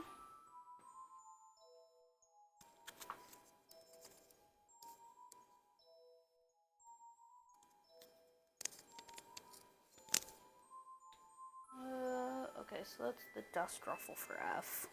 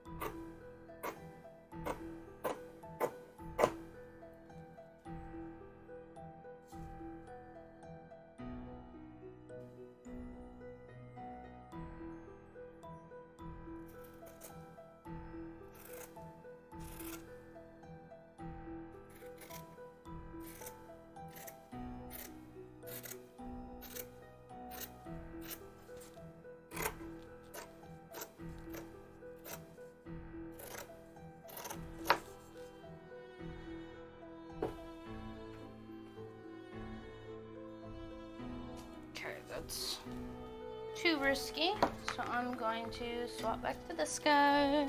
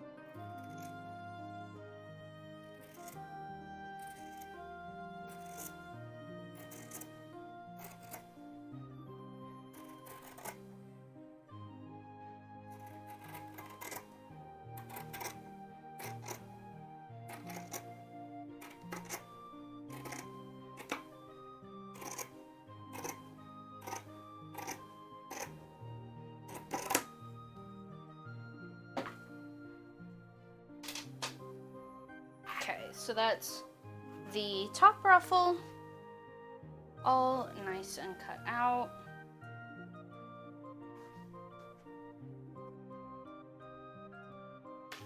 Pretty constant in sizes, so I'm happy with that because I'm not a fan of having to fold and unfold and refold and unfold and fold. Did I mention fold? Fabric over and over and over again. So it was nice that I was able to kind of just cheese that and make it work. I'm going to mark these other E's real quick. So it's E4.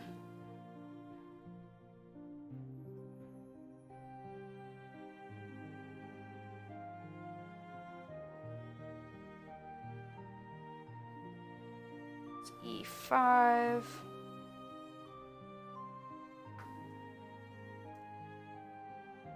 This is E6.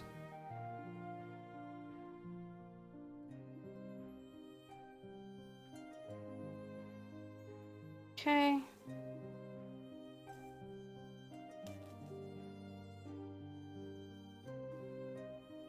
And this is the lower ruffle.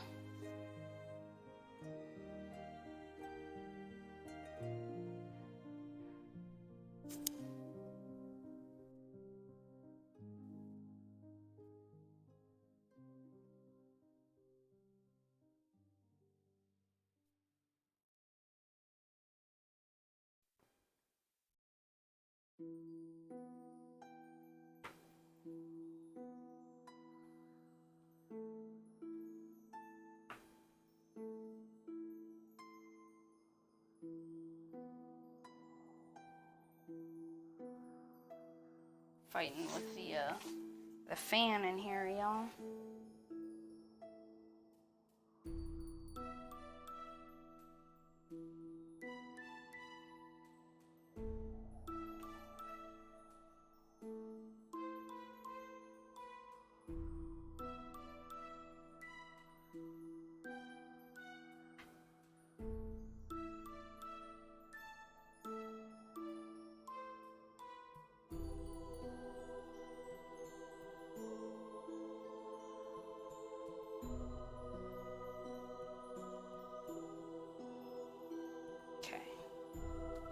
So it's a lower ruffle, that's the top ruffle. Now for the dust ruffle. That's F1 for the dust ruffle. But we start with this beast.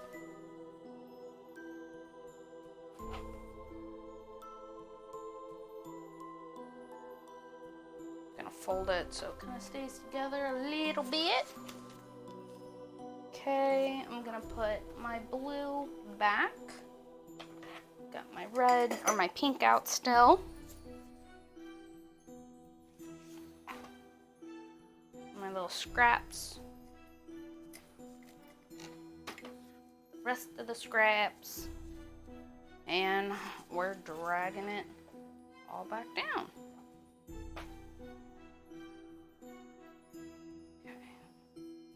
Wait, that side. There we go. Drag it up a little bit. Okay. So we've already done one of the ruffles for the dust ruffle, which is good because now we need 6 of them. Oh, Lordy. Have mercy on my poor little heathen soul. Okay. Pattern markers. Or weights. Need one more.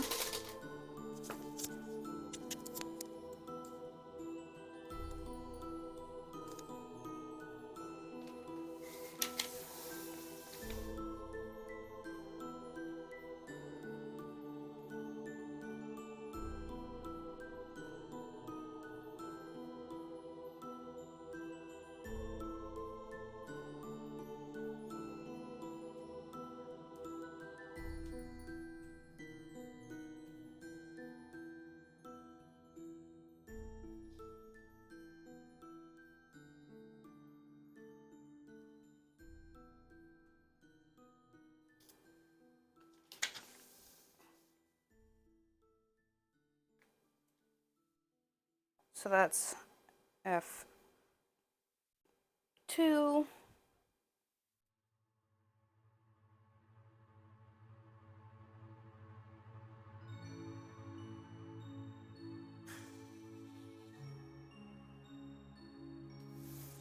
It's F3. Probably help if I actually weighted this down well.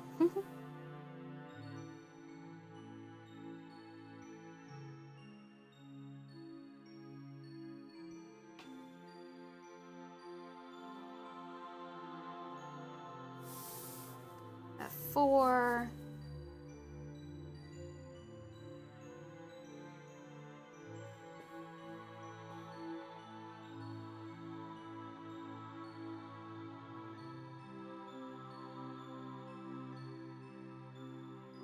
Make sure I don't get lazy.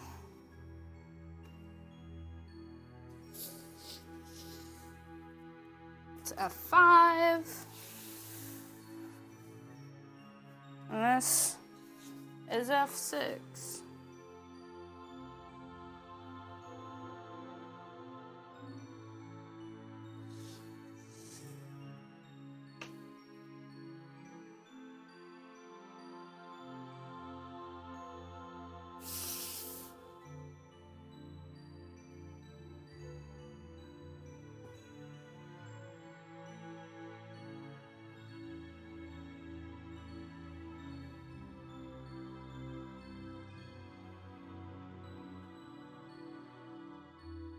Okay, so the marking's done. Color pattern is 3. Oh, shiitake mushrooms.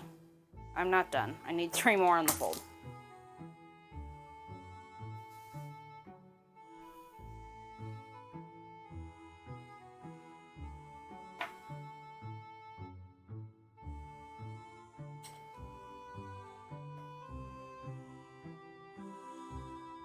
Okay, so 1, 2, and 3 is dust.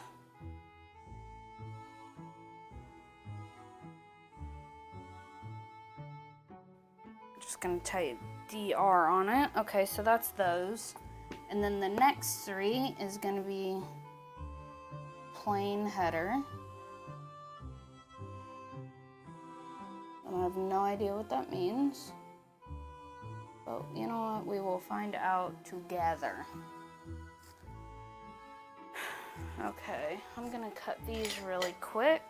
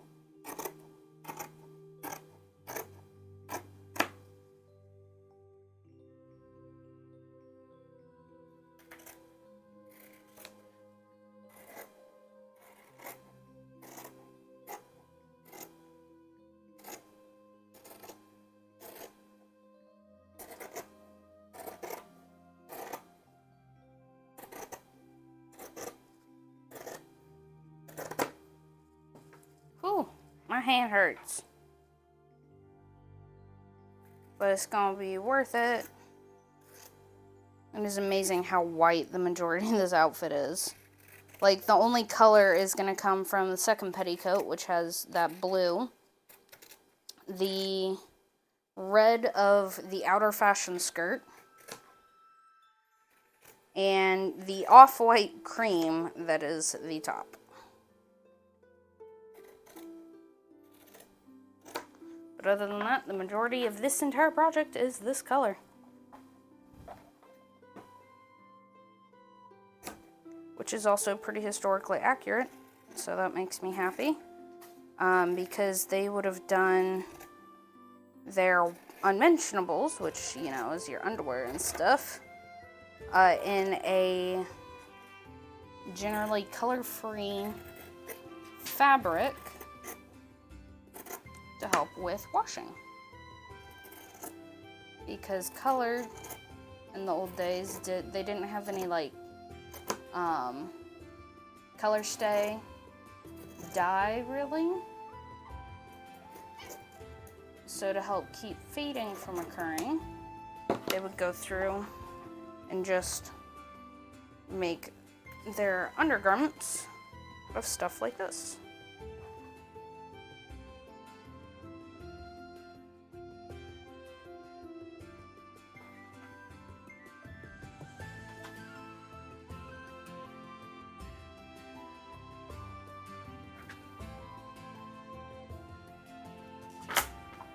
Which was easy to be washed and didn't need color anyway, because no one was supposed to see them.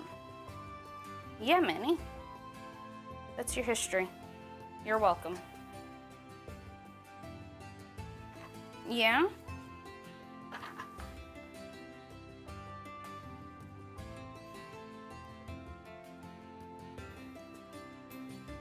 Now, their outer garments were obviously absolutely gorgeous, and a lot of them were dyed and had beautiful, beautiful color palettes. But they did not get washed that often. The ones that got washed often were the ones that were close to your skin, which were your chemise for women, and your split drawers, which counts as your underwear. Petticoats would get washed, along with their dust ruffles, which you guys have heard me say several times, dust ruffle.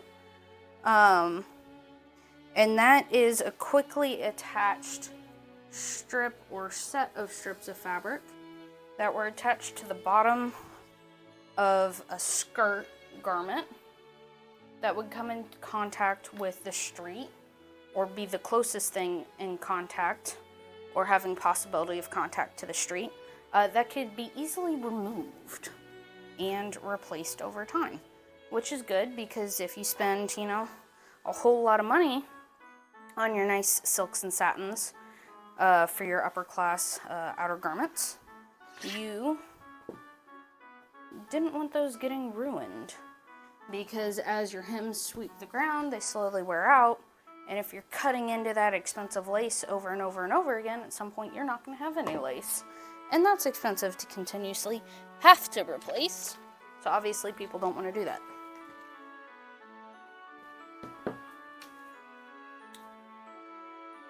And that fold a little too long.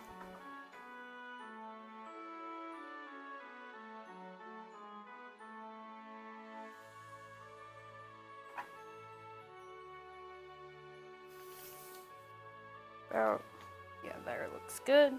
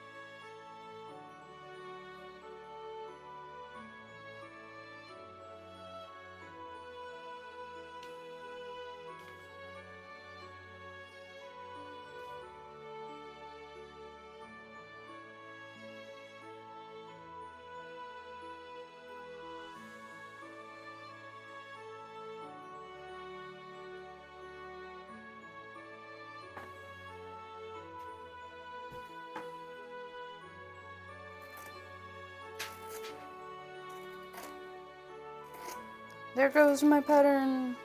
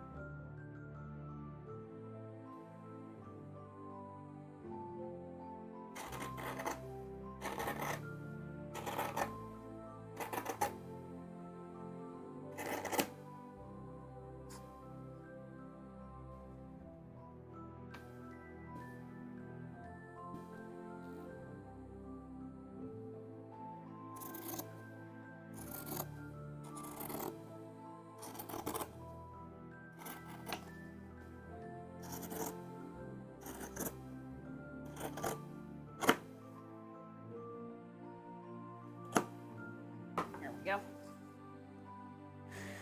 Okay.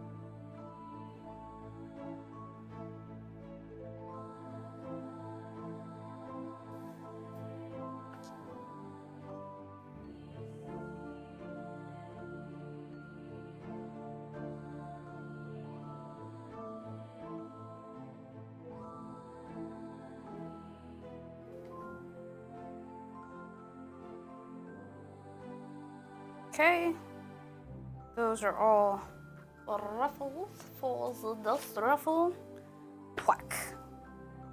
And that's all the E's, and boom. Look at that thick stack of fabric, guys. That's like an inch of just cotton. It's so soft, and it's freaking heavy. Like, you wouldn't think it'd be that heavy, but it's got some heft to it. Okay, that one is clipped. Take my pattern weights, put those back, put my tailoring chalk back.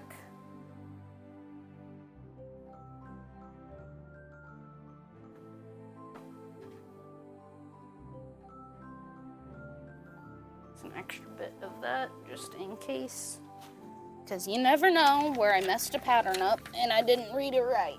You never ever know, because obviously I can't math either, so I don't really trust myself. Okay, I'm gonna get this cleaned up and then we will go to the sewing desk, which is where we started, and initiate pinning. Actually, we'll probably just continue pinning here now that I'm thinking about it. Oh my god, I got stuck.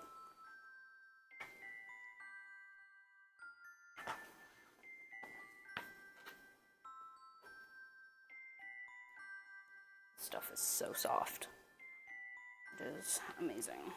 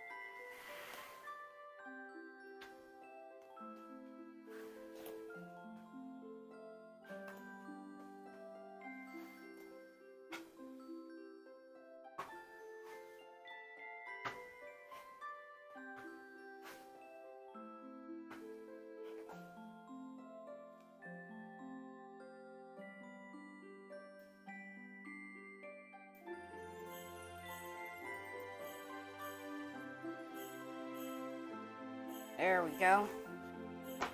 That's everything that's left over, which I think is enough to do, you're gonna see my shame, the inside of these sundresses.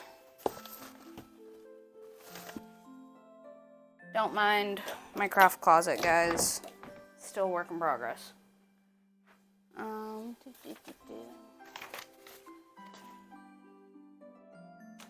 Okay, so according to instructions, it's easy, follow these simple steps for printing. Okay, cut all of them, fit, shift, size, piece B as best fit for your size, mark the line of the font's placement on the right side of your fabric, sew the sides to the front, sew the back to the sides. Sew the back together at the center back seam, ending the stitching at the notches. Leave the top section open for the placket. What? Okay. Press the seams open all the way up to the waist. Fold the placket edge half under the top stitch and fold in place to finish the opening. That makes sense. Sew one edge of bias tape to the waist edge, right sides together. Cut open the top of the, and then cut the waist edge, turn the tape, top stitching, insert casing. Knot edges of string to keep them from unraveling. Go page 3. Okay.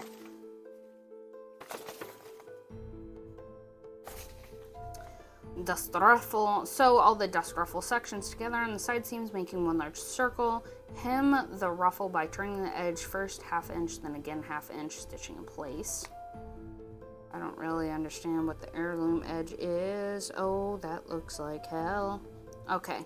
Attach the dust ruffle to the bottom of the petticoat. Sew the right sides together. Gather a pleat at the top, eventually all to fit around. Sew with half inch seam allowance. Continue the flounces section of your chosen view. Words are hard. Okay. Make the tucks. Yep. Heirloom edge.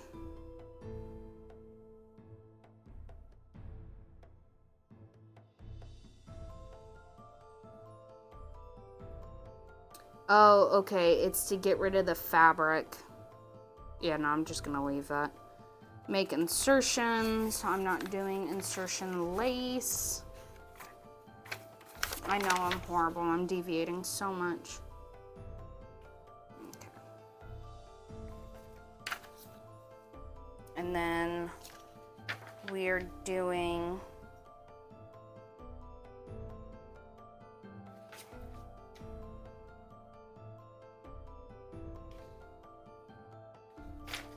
so page 2, 3, ignore 4, ignore parts of 5, go straight to 3, and has parts of information on this. Cool. That's slightly annoying. That explains why I had all this still. Okay, so I need to drink some water.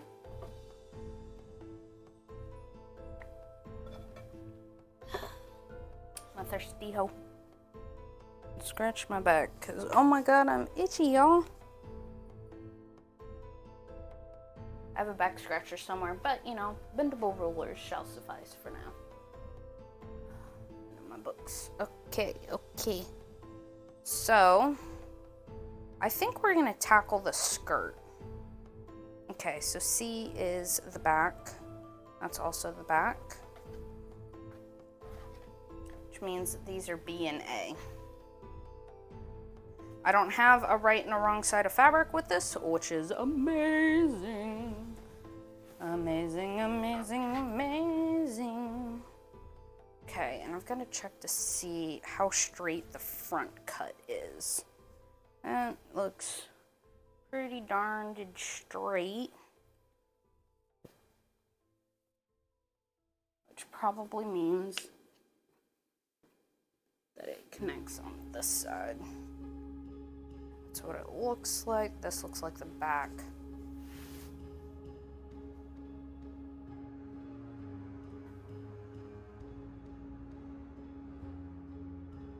Yep.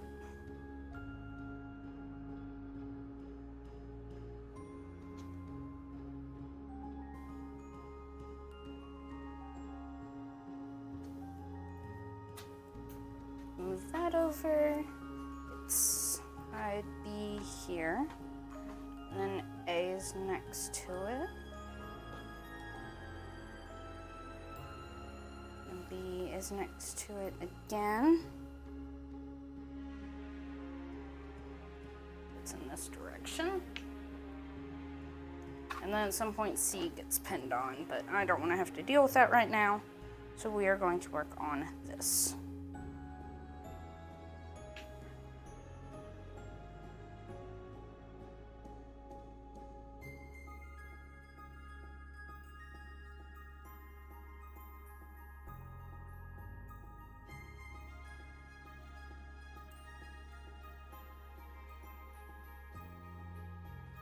Where did I put my clips? I prefer clips over pens, don't judge me. I just find them easier to work with and less stabby. Because that's an issue that I have, is the stabby. Always by accident and always very painful.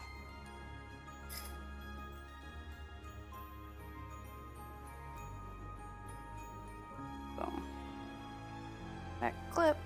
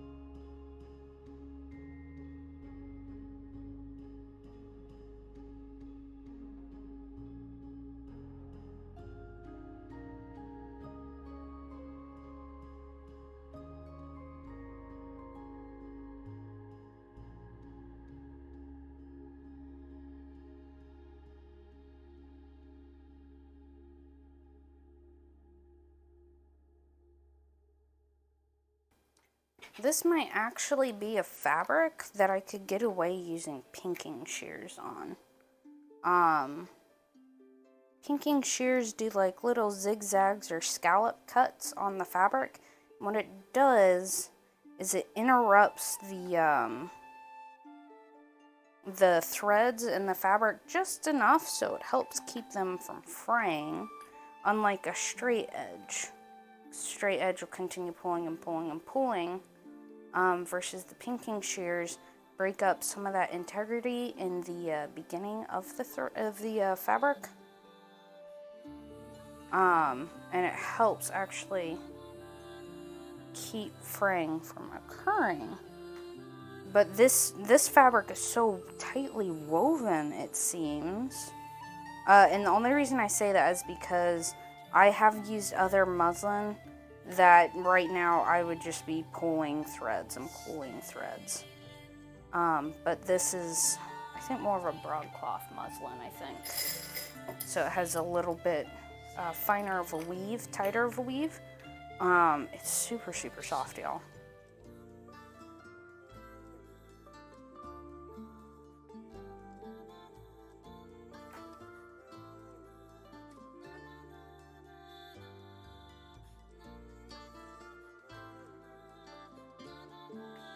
So yeah, I was really excited. My friend Mustang, she picked out and she helped me pick out the lace for the chemise, the drawers, the split drawers, and the corset cover.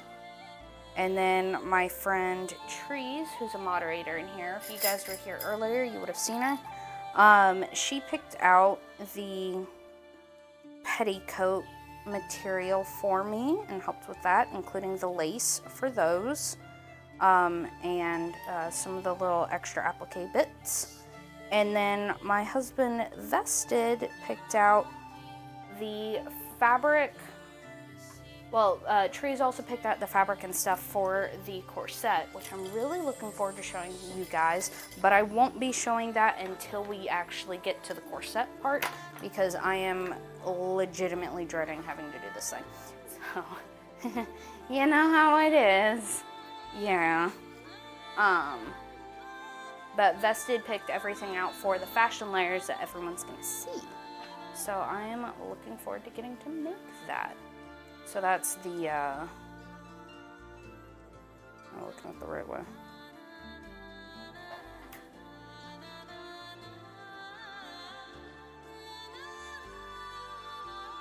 It's pretty curved. I do believe it's this way.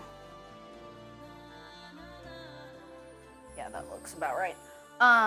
So he took care of the bodice that we're gonna see, which is a really pretty country style blouse. Again, every single one of these patterns for this entire project is bought from Truly Victorian, and they do historical costuming patterns. Highly recommend checking them out if you guys are looking at getting into stuff like this. They take their patterns generally from extant garments, and they use modern recreation methods to go through and do it, as well as mixing in a little bit of historical methods. If you guys want the historical methods more in depth, words are hard today. More in depth, I would recommend looking into Bernadette Banner. She is on YouTube. She is a historical content creator for historical costuming and clothing. She does some absolutely gorgeous projects. 10 out of 10 would recommend watching her. She only does YouTube, I do believe, but her stuff, it's stunning. It is absolutely stunning. And ironically, she's where I get my hand sewing issues from. I say issues, it's more of like an obsession. Because I'm like, you know what, my hand sewing is better than my machine sewing, and I want it to stay together. So I generally end up hand stitching. But this project is gigantic, and I have a massive time deadline on it. So I have to get over myself, and I have to machine sew. And getting Tabitha, my little 1915 machine, I think is really going to help with that, especially for that outer garment stuff. But yeah. And then, of course, Scared Trees, a moderator in here. She also does crafting. She does sewing, actually. 10 out of 10 would recommend that. She's made a lot of her outfits. She is a massive influence on me. She actually is the one that got me into streaming way back in, like, I think 2020. I think it's either 2020. No, it wasn't 2020. It was like 2021, I think. She got me into it because at first I was like, well, I need to have all this gear. And she's like, you really don't. You just need to put yourself out there. Not even on a camera. Just play games. Just do something. Just start. And because of her, I started. I found out I really, really enjoyed it. I got to meet a lot of cool peeps. And I've been doing it really ever since. Not very constantly as of late, so I do apologize about that. Because I used to have a really set schedule of like Tuesdays and Thursdays. So I did that. But, yeah. We're here now.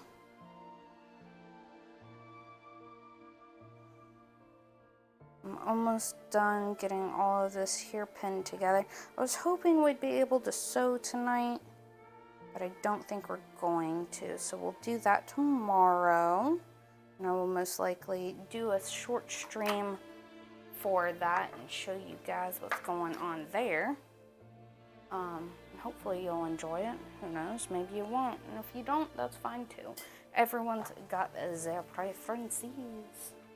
I don't know which one of you is the middle. Cause you him pretty constant.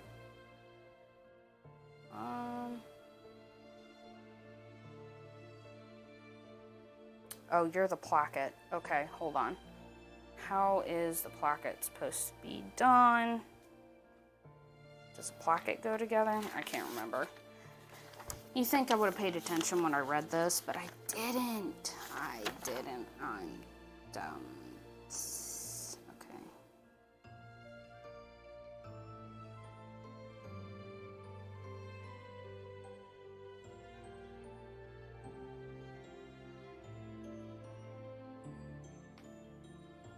Okay, C's go together, so the placket goes together. I'm just gonna pin, or go ahead and clip this. I might as well, since it was all cut together. I know those seams match. It doesn't make sense trying to go through and pull it apart only to, finagle everything back together. And I could just do it in one go. Kind of be smart about it.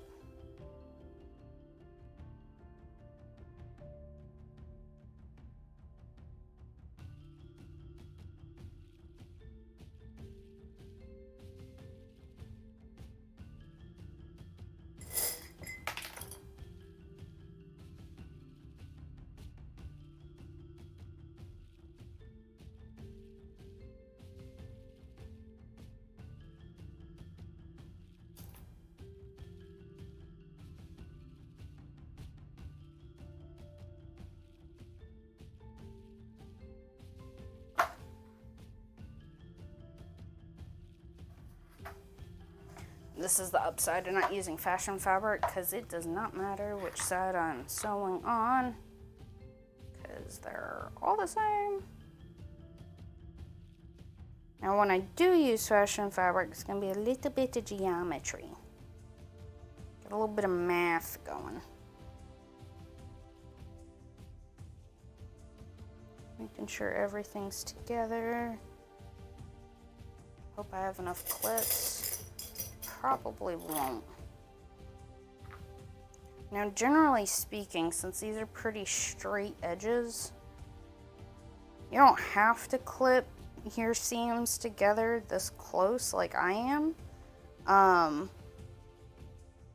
But since I'm not pinning, it can get a little loose, and I don't want to accidentally have movement. I'm really proud of these edges though. I think this is probably some of my best cutting. Which is funny to say, what was your favorite part of this? The cutting. It was satisfying. I had just sharpened all of my scissors before stream, and those Singer scissors just go through fabric like butter.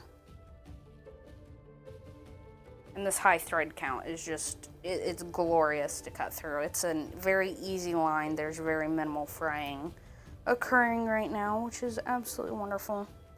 And I freaking love it.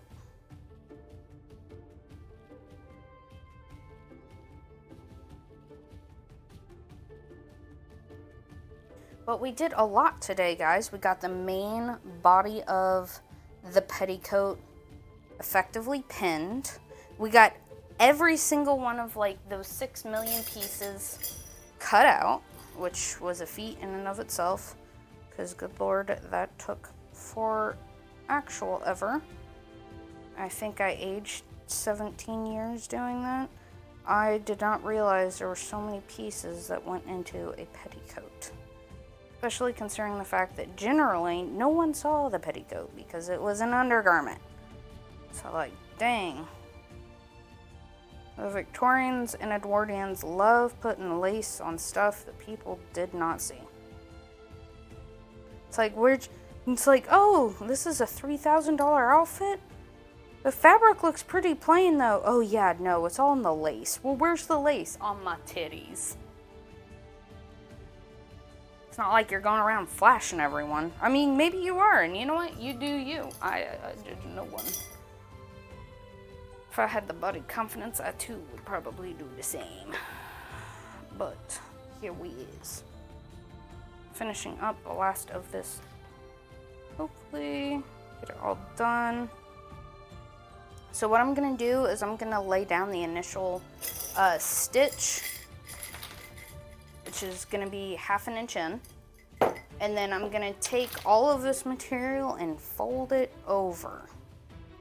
And then I'm gonna stitch it down over that line. So it's gonna be about 1/4 inch width of a seam that's just gonna exist, but that's gonna give me nice finished edges on the inside. It's going to, since the seam lines actually follow the curvature of the skirt, generally you would want to minimize bulk by doing what's called a felling stitch, where you would stitch it down and then you would take each side and you would fold those sides underneath themselves and then stitch it down and give you a nice, really flat, smart look. But I'm not wearing padding underneath these, so those extra little seam lines are actually gonna help me. No, maybe I will go through and maybe I will fell it down, we'll see. But I'll probably only do that for the main skirt because I really don't want the seam showing up on that one. So I probably will go down and fell those. Now the downside for that is those are being felled by hand because I don't want the stitches to be shown on the fashion fabric. So it would be going through, and the initial stitch down would be machine done because they'd be folded then. And then the folds over that to help catch that inside seam and hide everything on the inside and give the inside of the garment that really nice, you know, finished flat kind of bougie look. That would all be hand done. So I will save that for the fashion fabric because no one else is gonna see it, but I know it's there and I think it would look pretty. Of course, I say no one's gonna see it, no one but everyone that watches the video, you know, smart quips. Oh, guys, I almost had enough clips. I don't really want to have to go through and use pins, so I'm going to adjust these. So like I said, they don't really need to be that close to each other. I just like doing it like that. I don't really know how I'm going to do the placket, so I'll probably research that tomorrow. But boom, the entire skirt has now been cut out, pinned together, and all taken care of. Because it's going to be on a drawstring, it's actually never going to fully fit to me. Which is nice because, you know, as I gain weight, I can open the waistband. As I lose weight, I can close the waistband. I'm not having to go through and make a crap ton of petticoats. So boom, there she is. This is the front middle, and then this is the back placket.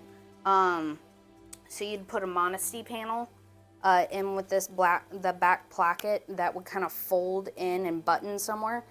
So you don't see your bloomers. In this case, our split drawers. But there we go. She is all clipped together. She's all cut out. And then tomorrow we will tackle the task of the miles and miles of flounce fabric and dust ruffle. But that will all be over there on the sewing desk. So hopefully you guys have enjoyed this. Give me 3 seconds. I'm going to swap back over there so I can see you guys and actually talk to you. And I'll do my outro there. I think it's this one. That makes sense. I think.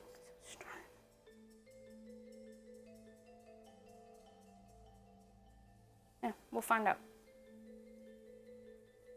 Probably wasn't, but it's fine.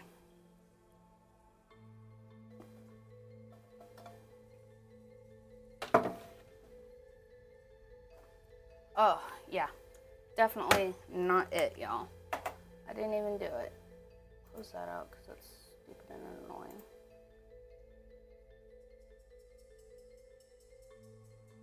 Oh, my knees hurt from standing.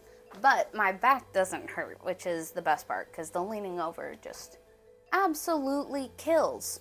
But yeah. Thank you guys so much for joining me. We will be back again tomorrow, earlier in the day this time. And we will actually start sewing. We are not going to be using the 1950 machine until I get that fixed fully and, you know, all cleaned up and everything because she is a little dusty, she is a little oily, and I really, really don't want to get that on my pretty fabric. So we'll be using my Brother Project Runway. You can kind of see it a little bit, maybe, question mark? Here we go. There we go. My Brother Project Runway limited edition sewing machine. It is a computerized one. I really, really like her. I recently took her completely apart, and cleaned her, and did some maintenance that she was sorely needing. So she's all good to go. Yes. So Bast, this is,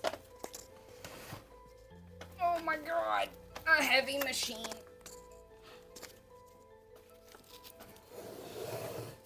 Whew, she even smells like an antique. This is a 1950 sewing machine, like from the 1950s. She does have a motor on her. She's all OEM, like the backlight and everything. Let's see. Can I actually turn on? Oh, no, I don't have her plugged in. We had a lot of, no. It's not a Singer, actually. It's a Remington. I wish it was a Singer. I really want to get a Singer, either hand crank or treadle. I haven't gotten one that's, ow, thank you, Minnie. I haven't found one that's in good shape at a price that I want to pay. So it's not a clone. It's actually Remington.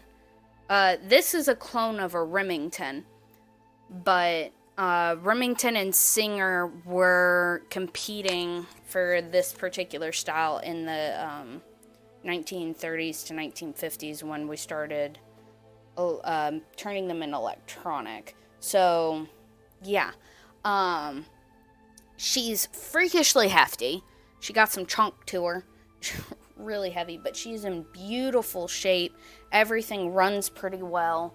And it's just, I have done some sewing with her. She's just really grimy and dirty. I finally got the bobbin out. I've never actually used a drop bobbin before, so this was a new experience for me. And I had to kind of beat the living daylights out of it so I could actually get it to work. And then work on the tension and stuff, so that still has to happen. But I am really, really looking forward to it. You know what, I guess I could actually probably put that back into this thing. No, that's probably, no, I won't. I need to leave it out so I can actually get in there and clean it, and it'll make me do it. But I got her from an antique store for $30, which I was really excited about because these particular machines go for like $400 on eBay. And I'm not paying $400 for a machine. Not even a Singer, even though I really, really want one. But, if you guys find any gorgeous hand turn or working treadle Singer machines, if the belt's missing, that's fine. I can replace it. That doesn't bother me, but I'm always on the look. Got your Singer 1591 for $50? Oh my god! I would cry. I had one when I got Tabitha. There was a Singer treadle machine and it was missing the belt and its shuttle bobbin. And they wanted $37 for it, but I didn't have room in the vehicle. to take it with me, and we were like 5 states away from home, and I just couldn't.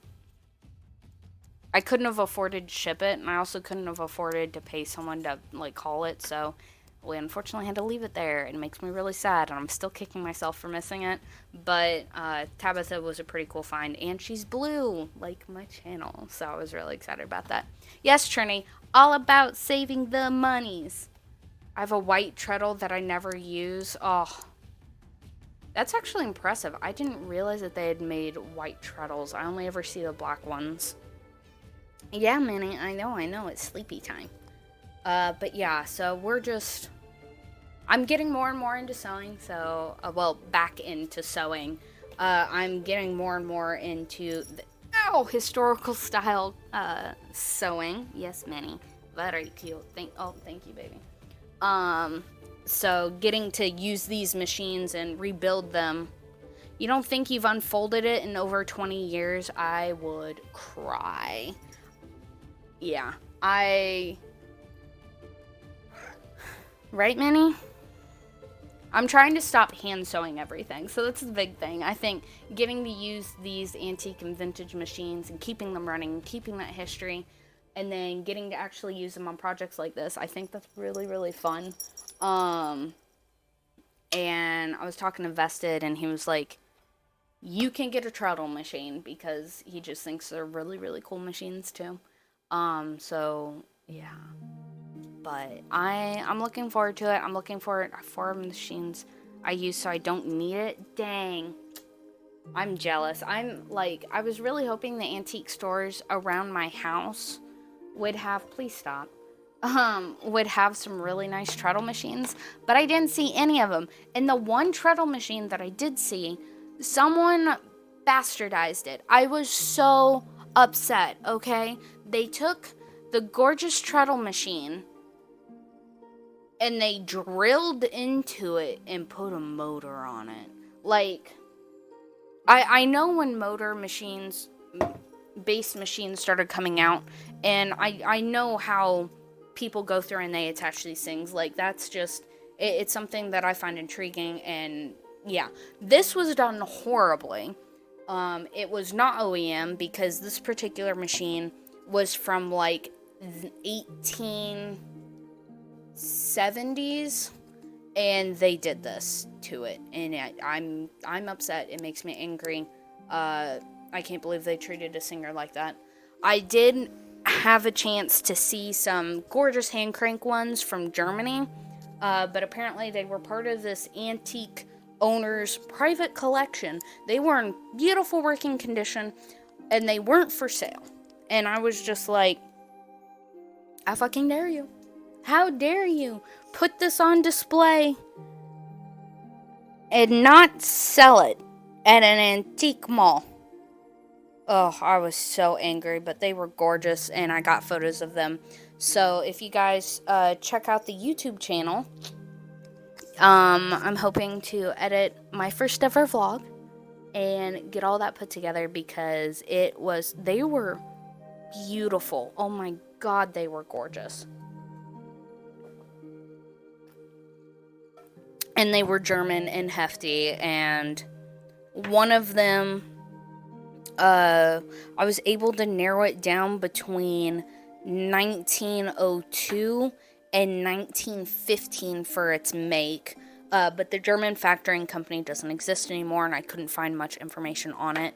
But I was like, oh my god, that would have been so cool to get a machine that is somehow within like the 1905 to 1910 range, because every single one of these patterns is from 1905 to 1910. Edwardian sewing, and I was like, oh my god, wouldn't that be cool? Because, they're all hand crank to make this historical recreation outfit with historical methods, with legitimate machines from that time. And I was just, I was so close, Minnie, so close. And yeah, they didn't want to sell it. So if you know anyone that's in the market to sell, ideally under, I think, $60. If you find them in antique malls and they're under 60 and they're in beautiful condition, let me know. Send me photos in the Discord channel. I would love to see them because I am on the hunt. Right, Manny?